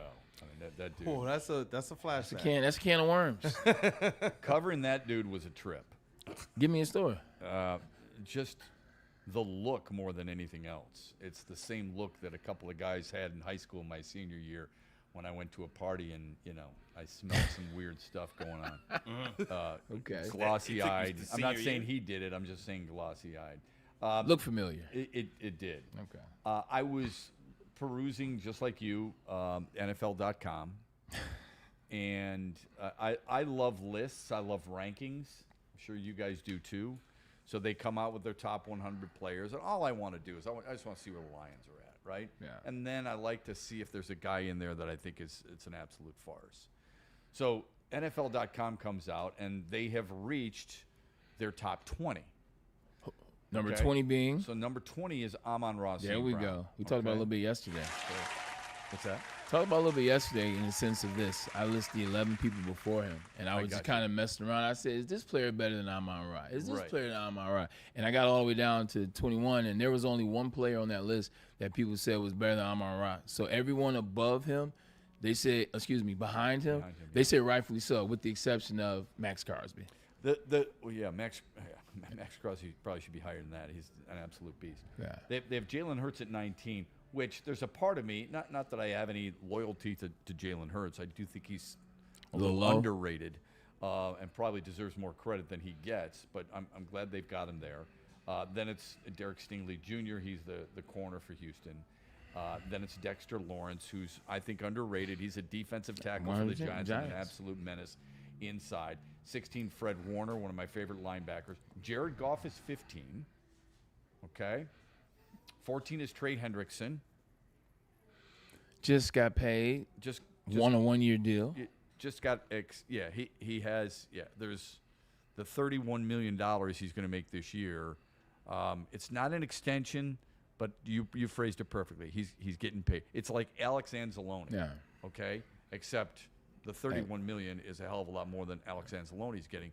It's a bump on what he should have been getting based on his statistics. And both of them, it's the same exact thing. You know what this is? Hey, we appreciate the work you've done. You won't be here next year. Bingo. You won't be here next 100%. year. Yeah. So I think you were the first person to tell me this, and I think you said it 2 weeks ago, maybe 3. I expect the Lions to take a linebacker next year. And I'm like, what are you thinking about taking a linebacker already for? And you said, because that exact example. All right? Yeah. So they're going to have to do that. And it's another reason why I think Jack Campbell is so very important too. Yeah. I mean, I love the guy. I think he's a really good player. I think he's going to have a big year. I think Terrion Arnold's going to have a big year, all those things. Anyway, so Trey Hendrickson's 14. I've always liked him. I think he's a hell of a player. And I think he's might even be rated a little bit lower than he should be. Penei Sewell's 13. And I think that is awesome.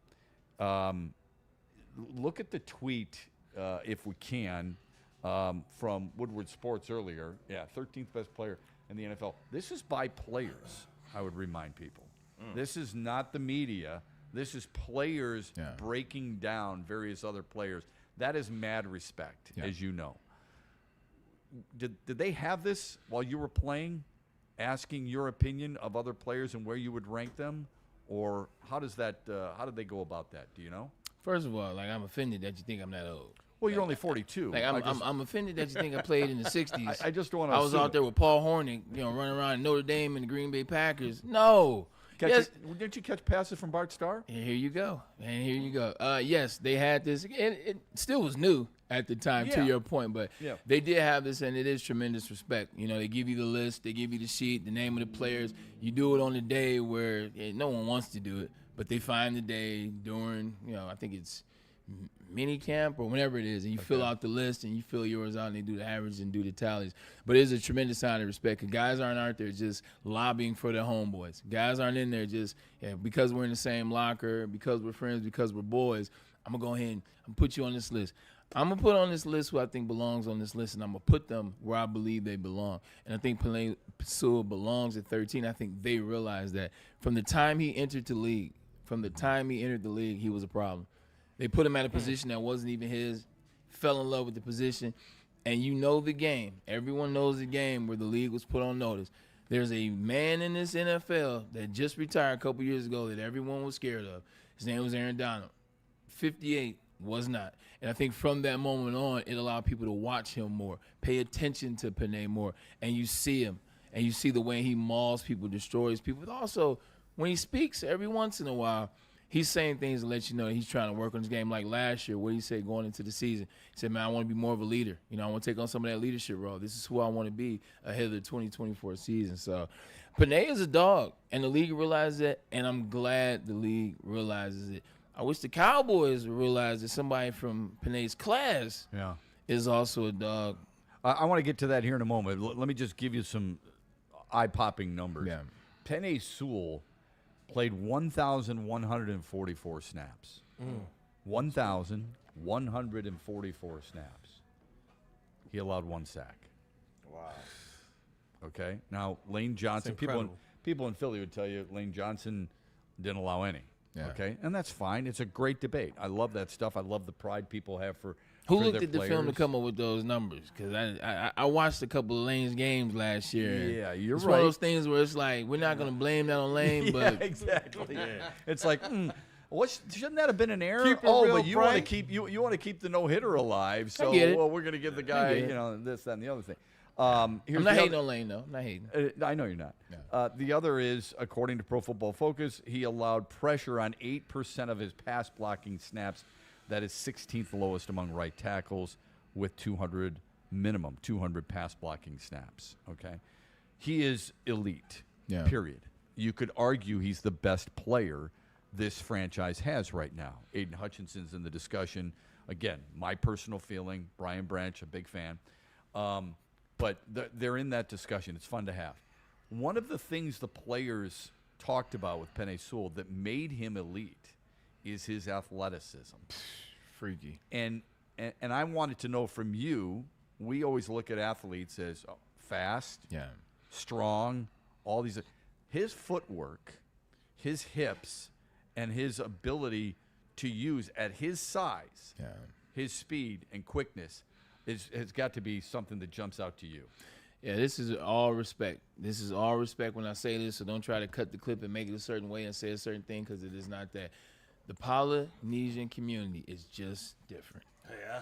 Like, they are absolutely different. Every Polynesian teammate, whether it's Tongan, whether it's Samoan, that I play with, they are built different. They can do things with their body that they just never get hurt. Like, I saw my guy Ice with the 49ers as he did the haka before the game started.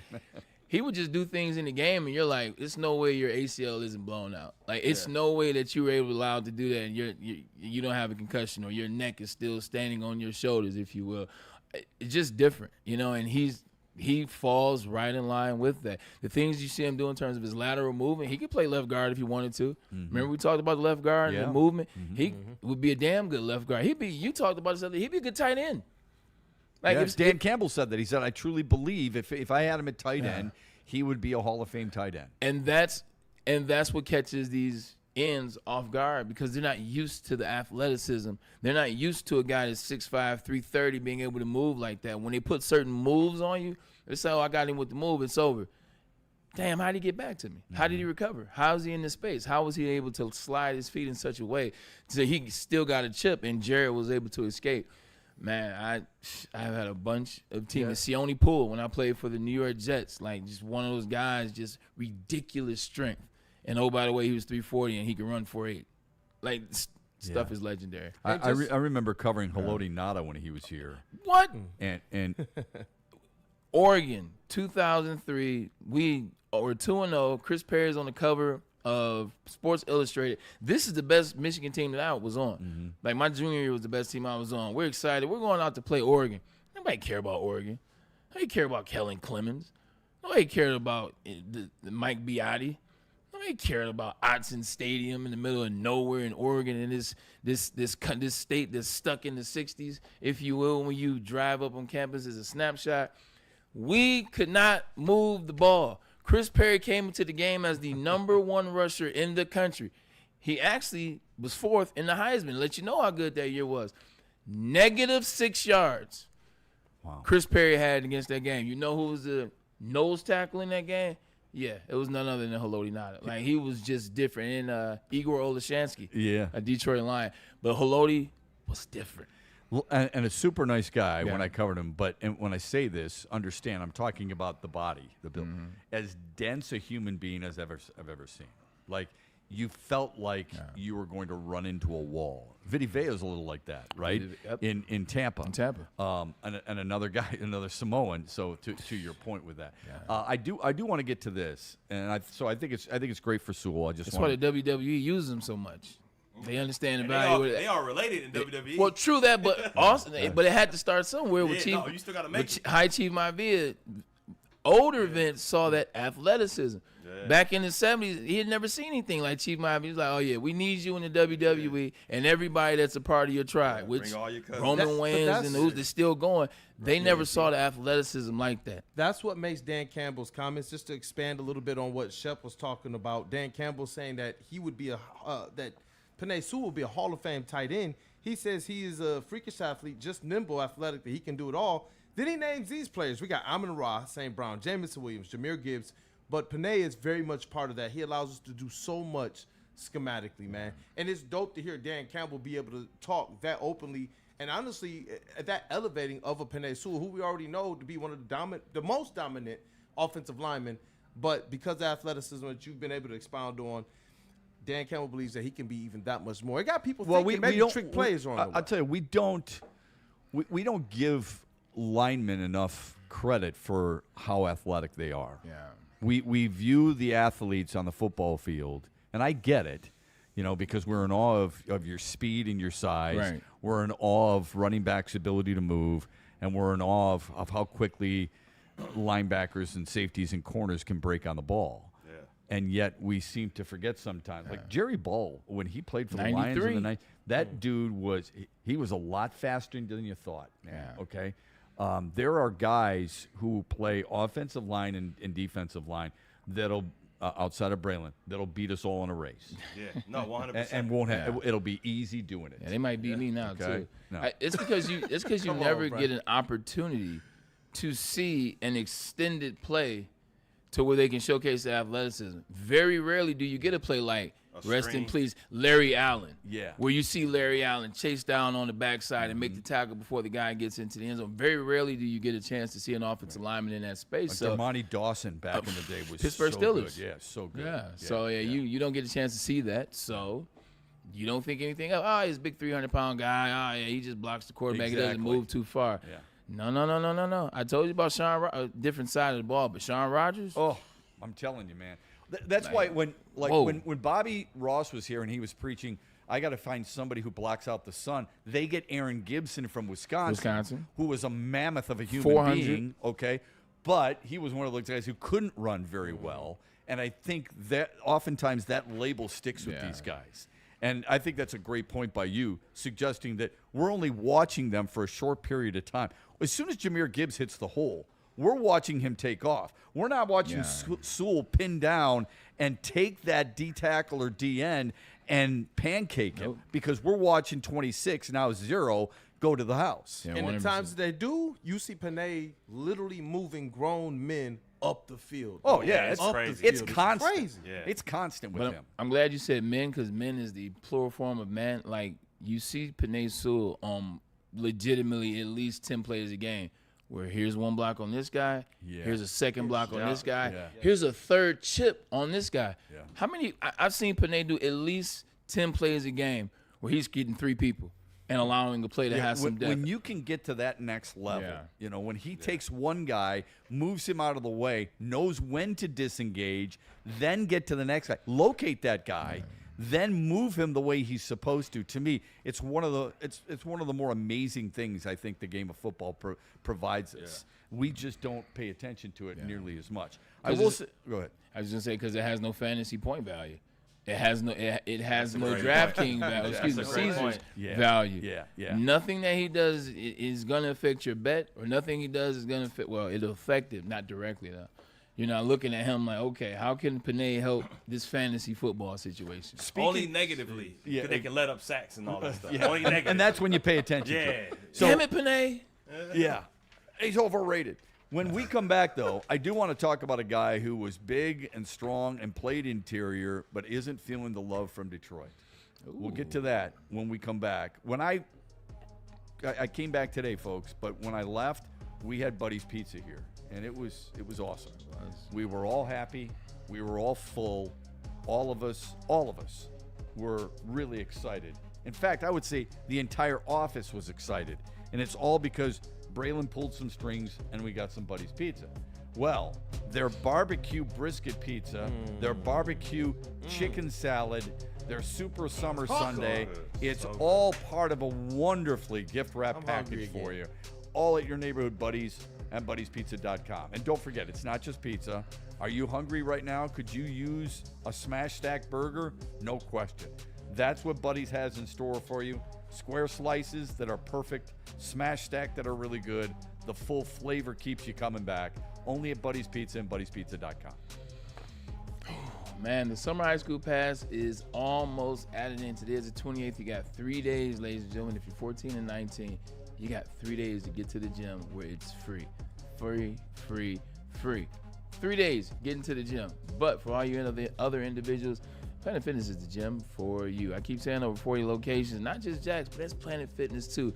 There's our national. That's what Planet Fitness is. They're the national brand. Let them be your brand. Gyms are squeaky clean. There's trainers with every membership. And the best thing about it is there's no judgment. Everybody's they're working to the beat of their own drum. So this is where you should do that too. Planet Fitness, where your fitness is essential. Every Sunday, there's only one place to get all your kneecapping, hard-hitting Detroit Lions coverage. Start your Sunday with the Lions Weekly Report with Broder and Terry Foster. Then, the Lions pregame show with Neil Rule and Sean Belizean. At kickoff, keep it locked in for all the emotions of the game with a live watch party with the heavyweights. Then, recap the game with the Lions postgame show with Anson. Game days, there's no other place to be than Woodward Sports. Live all game day. Go Lions. Big injuries, big news. Twice a week, Dr. Jeff Pierce from Michigan Sports and Spine joins Woodward Sports Network for the Injury Insider Report. Big D Energy Tuesdays at noon. Braylon Edwards and Shep Thursdays at 3:30. Get expert analysis and in-depth breakdowns on the latest sports injuries from the man trusted by top athletes in the community, like D-Mac. Whether it's the Lions, Pistons, Tigers, or Red Wings, Dr. Pierce talks us through it all. Don't miss the Injury Insider Report with Dr. Jeff Pierce, your go-to source for understanding the impact of injuries on the games and players we love. Only on Woodward Sports Network. Scan the QR code on the screen or go to MichiganSportsandSpine.com to see if Dr. Jeff Pierce can help you. Head to WoodwardSports.com and click on Shop. Get the latest in Detroit sports apparel and exclusive Woodward Sports gear. WoodwardSports.com can get the whole team outfitted. Love the Pistons, Red Wings, and Tigers? We got something for you, too. Shop online at WoodwardSports.com. Ever wonder what goes on inside the game? Deep ball's got a man and got him. Touchdown, Braylon Edwards. Join Braylon Edwards and Shep. Edwards has it. 10-5, touchdown. On the Braylon Edwards Show with Shep. Ball looks in zone. Got Edwards for the touchdown. Where they dive deep into the heart of sports. Weekdays from 2 to 4 p.m., they're bringing you expert analysis, exclusive interviews, and a fresh perspective on the sports you love. Don't miss it, only on the Woodward Sports Network. The Tigers are the best team in baseball. Get the best coverage in Detroit right here on Detroit's #1 sports network, Woodward Sports. Every Scooble start, every green homer, and all the action can be followed on all of our social media. Make sure you like, subscribe, and follow on Facebook, Instagram, TikTok, and YouTube. It's World Series or bust, Detroit, and we are here for the ride. Woodward Sports. Guys, let's be honest. We like things simple, uncomplicated. That's what we love about this show. It's really easy to enjoy because we have a lot of really good people here. Lady Jane's Haircuts for Men kind of fits that bill. All you got to do is walk in, sign in, and before you know it, you are handsome, you are clean, and you are ready to go out on the town. Lady Jane's open 10 till 8, 7 days a week. Walk in anytime. They've got plenty of room for you. It is wicked awesome. Wicked awesome. And you guys already know it is college football season. It is back in effect. And you already know Woodward Sports got you covered with the Woodward Sports College Football Show, hosted by that dude, Justin Satawa, and intern Haley Scott, who's getting the upgrade. They've already gone live with this thing a couple times, so make sure you stay tapped in every Tuesday, 7 p.m., 7:15 p.m. every single Tuesday. Now it's 7:30? 7:30. All right. Intern Ryan just let me know. Well, Ryan got to upgrade too. 7:30 p.m. So we got to get this ad read updated, man. College football is back. We got you guys covered. Want to make sure you guys know exactly where to tap in, and it's right here on Woodward Sports Network. And we all right, back with you here on the Braylon Edwards Show, Monday through Friday, 2 till 4, here on X's and the opportunity to Woodward Sports to bring you all the good stuff that we consider noteworthy, including a lot of football here. Kijana Carter will join us tomorrow. Brady Quinn was on with Braylon yesterday. If you missed any of that, please, find it through Woodward Sports. It's out there. Really good stuff. He does such a good job in his role with college football. I'm really impressed with a lot of the stuff that he does, and we're excited that Kijana Carter is going to join us tomorrow. I love the I don't say throwbacks, but I love the perspective of guys who played years ago and what they can relate to now, and yet they're not that old. You know what I mean by that? 100%. Those guys you guys were all in a time where the social media was there, The pressure was there. The money was there. The TV networks were there. Yeah. Everybody's tugging at you in a lot of different ways that they didn't back in the John Brody days, right? So the perspective they give us and that you give us, I think, are very valid for today's athletes. You can relate to what they're doing. They should be able to relate to what you guys went through too. Yeah, 100%. You know, social media, it was out. It wasn't as strong as it is now. I'd be lying if I said that, but it was there. We were familiar with it, especially on the last 4 or 5 years of my career. But he does a great job of not being judgmental, man. He calls it like he sees. He talks about players in such a way that's very respectful, but you can get the information from him. You know, when a guy has a bad game, he's not dogging the player out. It's more so, you know, on this certain play, it just didn't happen for this, and maybe this is why. He's great at breaking it down. Like, quarterbacks, they know the language. Quarterbacks, they have all the terminology, all the language. But sometimes that language, it can't connect to the average man. It can't connect to the everyday person that's just trying to, you know, tune in the big noon kickoff and see what does it look like for Ohio State and Texas this game. You know, what's going on. All that stuff, you got to be able to communicate to the people. And I think he does a great job of breaking it down in such a way where you feel like you've been educated and also you're up to speed with what's going on. I do love the chat and a super chat from earlier here this afternoon. $4.99 super chat. Brad Holmes is the topic of most of this, of what's going on, and somebody said it could be that Brad now has a verbal agreement with a guy like Za'Darius Smith. I don't know if that's the case. I would have guessed something would have been a little bit more about that, but God knows we'd rather have that. They need to will sign Za'Darius Smith contingent upon an injury to a defensive end if that occurs. I don't think a player goes out there and says, I'll sign as long as somebody gets hurt. Besides, Hassanin did get hurt. I don't think that's the case. I keep thinking the numbers that you gave me last week, and that is 14, I think you said 14 to 20. In other words, how many snaps are these guys going to be responsible for? Yeah. And if it's 14 to 20, it shouldn't be that hard. And you've got financial wiggle room here. It shouldn't be that hard to figure out whether it's going to be a fit or not.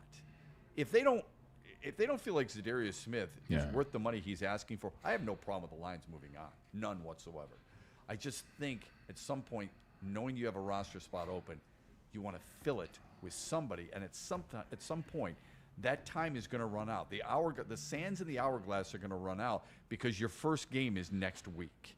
And you've got to get them acclimated. Now, maybe you don't feel like that's necessarily the case, but if you're going to make that move, my hope is that it's going to be done pretty quick so they can come in and be a contributor from day one. This is true, but I think what his Detroit Lions team is, you know, whoever comes in here, he's probably not going to play week one. And if he does play week one, it'd be even limited snaps from 14 to 20. It may be 10 snaps, if you will. I don't think they want to rush just to fill a spot. Like, I don't think they want to rush just to put somebody in that spot, fill it, and now this isn't the person you want, and now you got to rework it in a couple weeks. I think they're just going to leave the spot, be with the spot, and wait for the player that they need in that spot. You know, you don't need that player week one. Like, I would be perfectly fine if Za'Darius wasn't on this roster in week one, and they had the spot open. Okay. Yeah. I don't have a problem with them having an open spot. I really don't. I mean, Brad Holmes said the acclimation period, though. Yeah, right. But Brad Holmes said, I think we only broke camp last year. We didn't break camp with all 53. Just because you get 53, you don't dress 53 on Sundays. Yeah. Okay. The issue we have is, you know, if you've got a guy like who's the guy they just picked up, Wheat, from Dallas. These guys they're going to go back and forth between being active and non-active on Sunday. They're nothing burgers, for lack of a better word, with no disrespect. It's a nothing burger. Yeah, they're guys who are. Hopefully they help you in a surprise, but based on what we've seen from them in their first 2 years, maybe a small sample size, we can't expect that much of them. Yeah. That is not the solution. It's like I said about Hassanin. If you think a 6th-round draft pick is going to be the savior at the other defensive end position than Aiden Hutchins, you haven't been paying attention to football very long. It's just not going to happen. I appreciate Brad Holmes and always being able to go back to what worked. Like, I appreciate him by sticking his course. Look, he has his foundation of who he is. He has the identity of who he is as a GM. He has what he's been to the Detroit Lions, what he's going to be to this NFL team. I mean, to this league. However, sometimes just because you did something last year, the year before, like you have to change.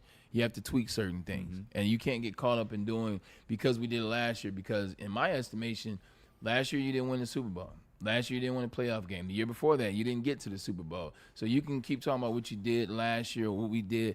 Sometimes you just find some tweaks for certain things that don't work. Because until you win the Super Bowl, which is the goal, you can't always say, well, we did this or, oh, we did this. Right now, the only people that can say we did that are the Eagles and the Chiefs. And technically, the Chiefs lost last year, so they can't say that. Let me ask you this question. A guy like Ndamukong Suh would be a really good fit for any team, but especially Detroit in this situation that they're in right now because Lee McNeil is out. Not that I would want to bring him out of retirement, but when they drafted him out of Nebraska, I thought it was a phenomenal pick. He proved out to be a phenomenal player for the Lions. Whether people liked him or not from his personality standpoint or certain actions, I don't care. The dude showed up, practiced hard every day, played hard every Sunday, all right? 5 years in Detroit, 4 times a Pro Bowler, twice he was All-Pro, first team. He was a wrecking machine. But he did go on, and he did end up playing in Tampa, and he played in Miami, and he played for the Rams, and he played a year in Philadelphia.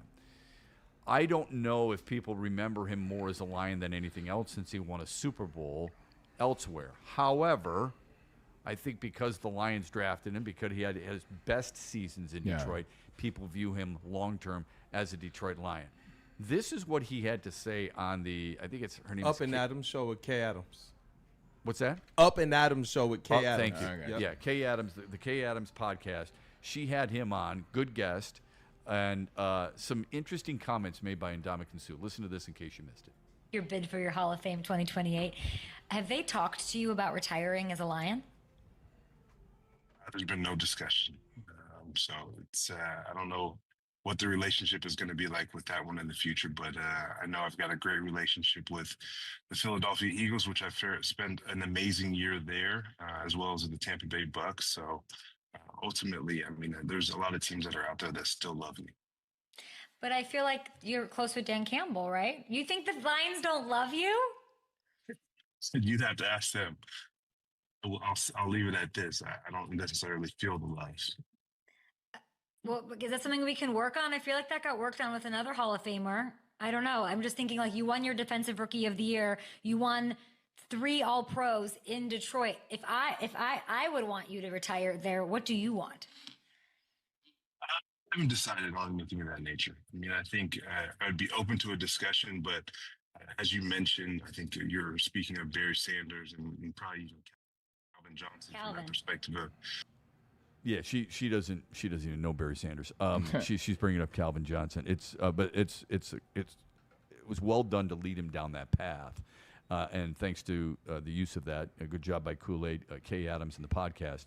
The reason there was a still picture is because you want to make sure you're handling all the broadcast rights properly. Anyway, I'm confused at the love aspect. I think it's just hilarious.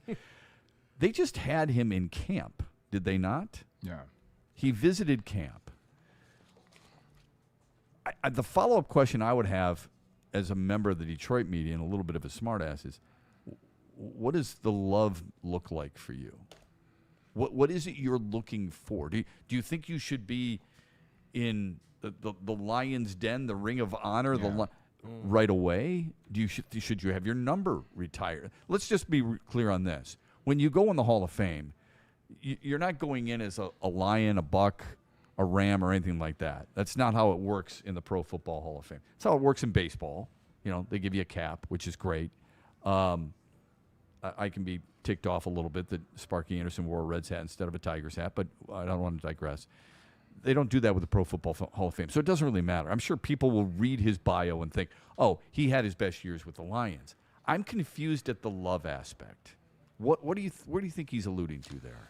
Look, Kool-Aid, I want to get your take on that. What do you think that I'm Ndamukong Suh? And the reason why I asked Kool-Aid, and I'll go second, is because you were boots on ground. You were a Lions fan at the time. You watched the whole process. You know, I was in the league. I heard about a lot of things. I kind of knew some. What is your take as a Lions fan and his career and maybe what he wants now, and I'll chime in after? I do know that there's some fans who were hurt the first time he left because it felt like he did not want to be here despite the fact that Lions fans wanted him here.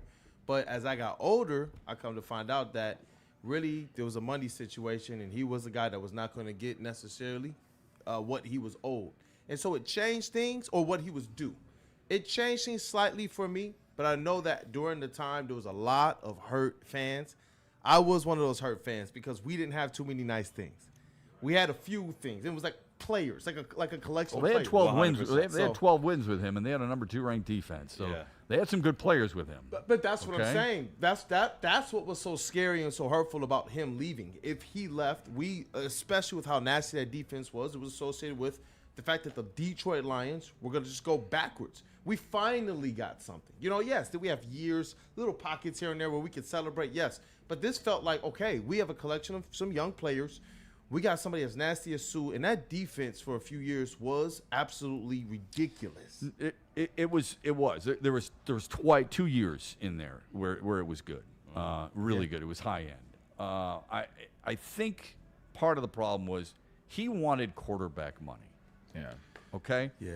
And the Lions weren't going to give him quarterback money. But let's be honest here.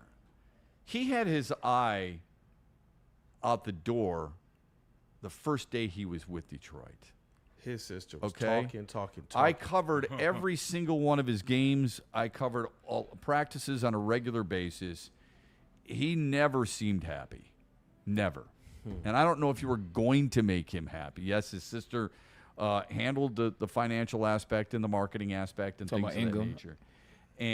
But I don't know, man. I don't know if you could have made him happy. I guess it kind of goes back to the Sergei Fedorov thing. Remember when Sergei Fedorov was Carolina? People were pissed off about that, right? The Illiches were pissed off about it. And I do believe that's part of the reason why they waited so long for him to have his number retired.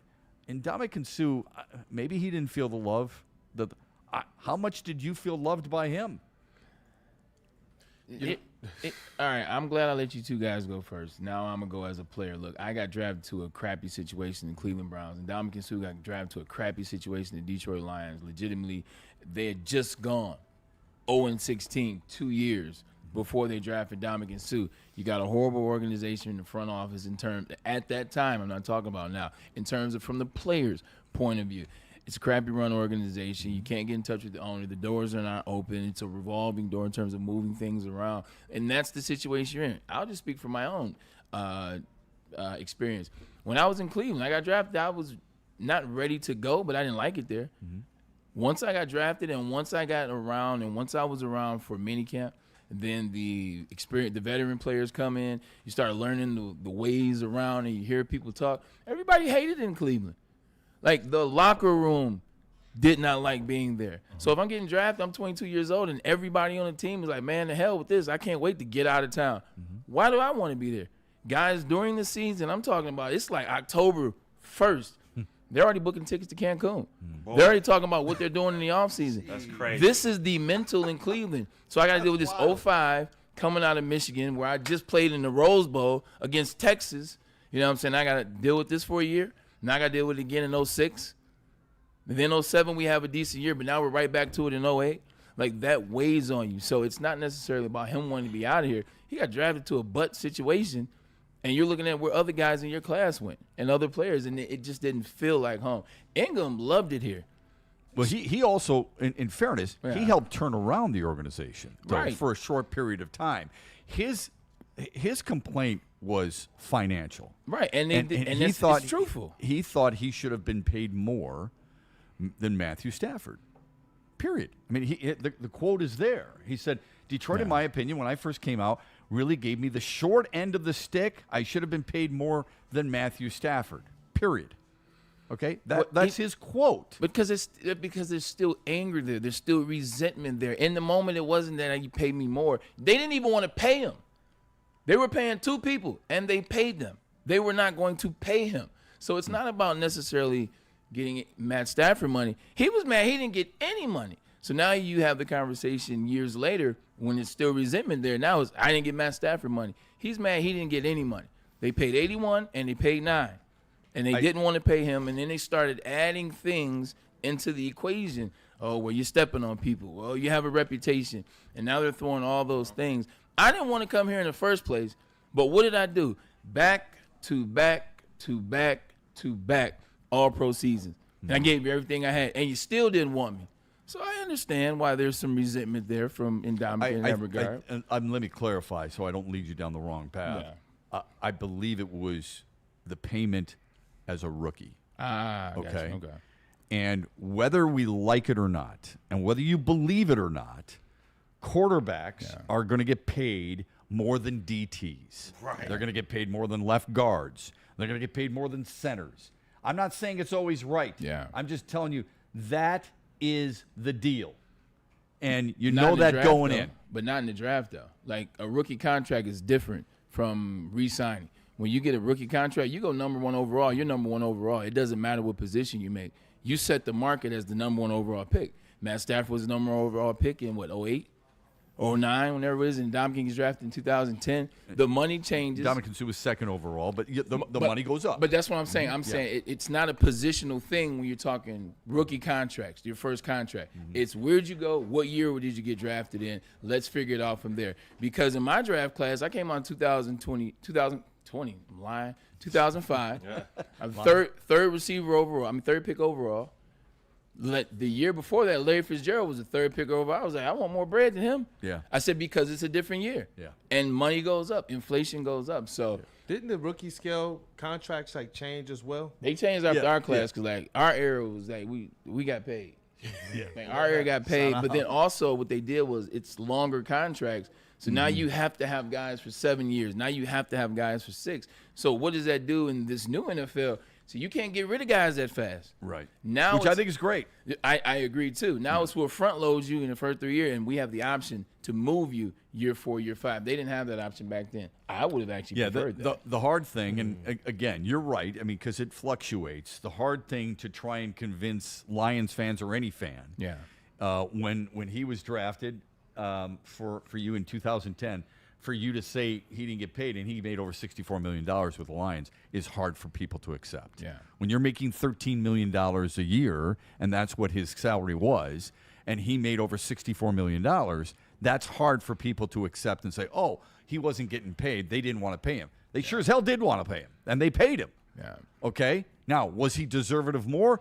He was arguably the most dominant defensive player in the league during that span. Sounds like he needs more bread. Okay. Sounds like he wants more money. The problem is when you start using the example of a teammate, and that's the reason, when Tampa played the Rams, he got all pissy with Stafford. When you start using that example of a teammate, and how does it make you look? Yeah. Okay? Right or wrong, that's the perception of things. All right? It's just not the right way. The love that he's talking about, I believe, should be now. I don't think he thinks the Lions should be paying him. I'm not sure where he's going with that. Yeah. How much more love do you want? Do you just want to be introduced at training camp and everybody to give you a standing ovation? People clapped for you when they saw you. I'm not sure where he's going with that. It's confusing to me, and it's an odd thing to say at this time, considering the Lions just had him in camp. Yeah, he might want Calvin Love. And I don't know what it is. Maybe he wants Calvin Love. Maybe he wants to be in the Ring of Honor. Maybe he feels like for what he did. And now the Lions are in the spotlight. Now when they do things, everyone sees it. So if the Lions have you during a home game and they bring you in and they put you in the Ring of Honor, or they make you honorary captain, they do the things, now you feel appreciated because everybody's seeing them do that. They're seeing that they brought you in. I'm not saying I agree with it. I'm not saying that's what it is. This is speculation. But maybe that's what he wants. He doesn't deserve Calvin Love. No. Okay. But he was a hell of a football player. He deserves Ring of Honor love. I would disagree with that. If you make 4 All-Pros in a row, I don't care if you ever play another down with that team. 4 All-Pros puts you in the Ring of Honor. Because most people in the Ring of Honor, they have not done that. Like most players that are in the Ring of Honor have just been with a team for 12, 13 years, 14 years, 10 years, maybe won a couple playoff games, maybe even a Super Bowl. But they weren't that. Well, then he can go in the Ring of Honor where he won the Super Bowl. Yeah, but he played 1 year, though. But I would say Does Sterling Sharp deserve to be in Green Bay's Ring of Honor? I don't know. I haven't studied that. But 5 years and looking, wanting to get out and creating the type of stir that he did does not warrant. And again, you know how I feel. Right. He was a hell of a player. He's one of the best defensive players the Lions organization has ever had. Okay, you can make that argument. Doesn't mean to me just because he's been here for 5 years that he belongs in the Ring of Honor. It's not about just the 5 years, Shep. It's about what he did in those 5 years. I know. It's about the numbers, the stats, the things that people go into the Hall of Fame for.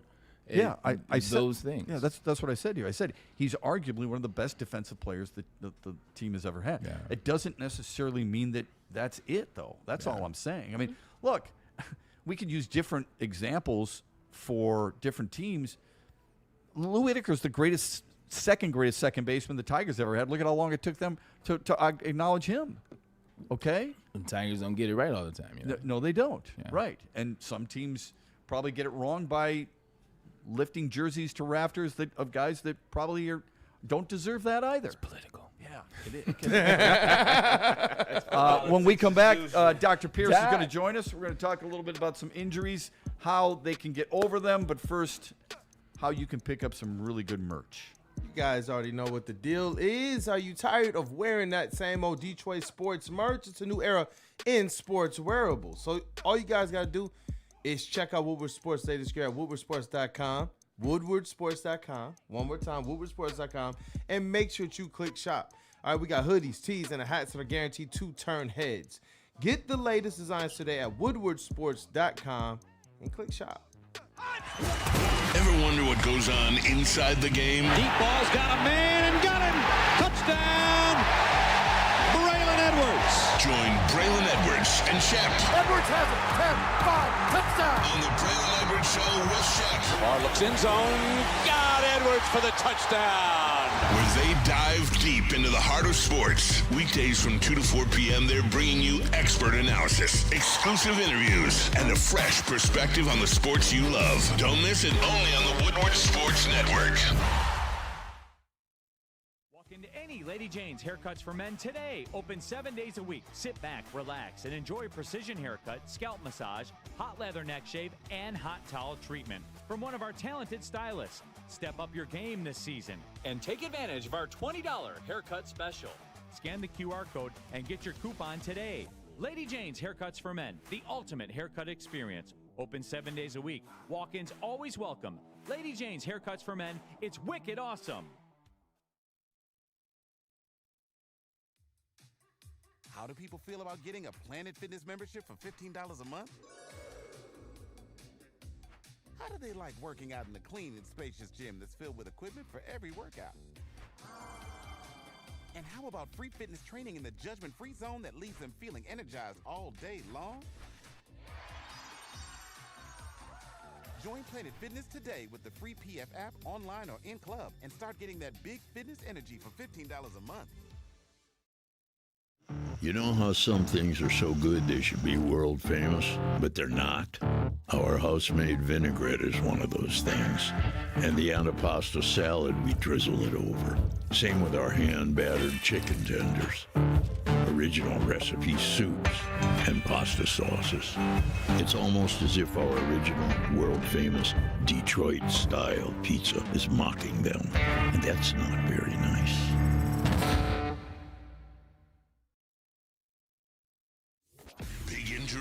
Big news. Twice a week, Dr. Jeff Pierce from Michigan Sports and Spine joins Woodward Sports Network for the Injury Insider Report. Big D Energy Tuesdays at noon. Braylon Edwards and Shep Thursdays at 3:30. Get expert analysis and in-depth breakdowns on the latest sports injuries from the man trusted by top athletes in the community, like D-Mac. Whether it's the Lions, Pistons, Tigers, or Red Wings, Dr. Pierce talks us through it all. Don't miss the Injury Insider Report with Dr. Jeff Pierce, your go-to source for understanding the impact of injuries on the games and players we love. Only on Woodward Sports Network. Scan the QR code on the screen or go to MichiganSportsandSpine.com to see if Dr. Jeff Pierce can help you. Every Sunday, there's only one place to get all your kneecapping, hard-hitting Detroit Lions coverage. Start Start your Sunday with the Lions Weekly Report with Broder and Terry Foster. Then, the Lions pregame show with Neil Rule and Sean Belizean. At kickoff, keep it locked in for all the emotions of the game with a live watch party with the heavyweights. Then, recap the game with the Lions postgame show with Anson. Game days, there's no other place to be than Woodward Sports. Live all game day. Go Lions. The boys of summer are ready to get back to the playoffs, and there's no better place to get your Tigers coverage than Woodward Sports. Join us all season long as we follow as our hometown Tigers claw and fight. This ball is gone. Boys are back in town. Feel the roar with Woodward Sports. I cannot wait until you get in that booth on Monday. When you get in that booth on Monday, we're gonna have these conversations. Tuesday, excuse me. I know the holiday. We're gonna get you in there though. It's gonna be a lot of fun. At times, it might be an episode from Seinfeld and the Bubble Boy, where I look at him, Braylon's gonna go, "I'm gonna kick your ass." that just might be the situation. You know, Dr. Jeff Pierce, you're not kicking your ass at all. I mean, you're kicking ass out in the medical field. I got a question for you regarding Detroit's edge rusher Ahmad Hassani. All right, now this is a tough one, but I want to know. Preseason game number 2, pectoral injury. Right. He's going to miss a lot of time. He was waived. He was not claimed, and Brad Holmes has come out, or Dan Campbell has come out and said he will play for the Lions this year. He will be on the football field. In general, I know because you haven't inspected, his injury, but in general, what is the pectoral injuries for NFL players and what it prevents, and how quickly can you overcome something like that in general? Yeah, I mean, the pec muscles are the beauty muscles, right? So it's your big chest muscles. Well, for Braylon, yes. Yeah, for so others, Braylon, not so much. Demonstrate a pec muscle? No. It's all okay. No more flexing, man. I'm saying, we'll get a lot more women in the chat. A lot more women in the chat. I gotta stay away from that. All right, so since Braylon, Ricky? No thank you. I'll sit up straight and try to demonstrate. But the pec muscle, I mean, people think it's only there's only one muscle. It's made up of 3 different muscles. So when they say it's non-surgical, the worst injuries are when the pec is being torn off the bone. When it's mid-belly or mid-substance, or within the thickness of the muscle, the pec muscle, those are less severe injuries. You can get by; they heal better. You get something called hypertrophy. You get thickening of the other muscles around it. It'll scar back down. And you're also like, can you push through it? You can't really push through a tear. You have to baby it. You have to have a balance of what's going on. So you can't do heavy resistance. So you have to kind of wait and see what happens. But you're doing like that band work. You work from light weight to body weight to resistant weight. That's the recovery. So when you're looking at that, he obviously doesn't have a tear towards the bone, towards the attachment, but it's probably more intersubstance, mid-belly. Like we talk about the hamstring a lot. Where's the hamstring injury? That's a little easier to... and they're more common than a pec muscle. Pec muscle, you got to start worrying about, why did it happen? What happened? Did it make sense? A lot of my big bodybuilders, they'll do it. Their biggest injury is when they don't want to get off the bench and they go and pick up that barbell and that full extension when typically their arms only go like this. The guys that walk around the gym like this. Yeah. Then they go to extend, and then it just tears that muscle. And, they may be on some juice a little too, which makes those muscles a little brittle. So we're going to assume that's not the case here. So when Campbell says he's going to see him play, he's probably being told by medical this is not a major tear that's going to disrupt him.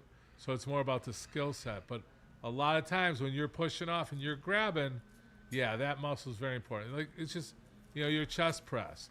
Can you do a push-up? Can you go to benching?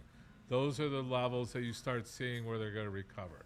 This isn't something like lower body where you put them in the pool. Yeah. Well, you could put them in the pool and swim, but like when we talked about Hutchinson and the running and lower extremities, the pool plays a much bigger role. So if it's a tear, or it's not a tear, I should say, with Hassani. It's a partial tear. Partial tear.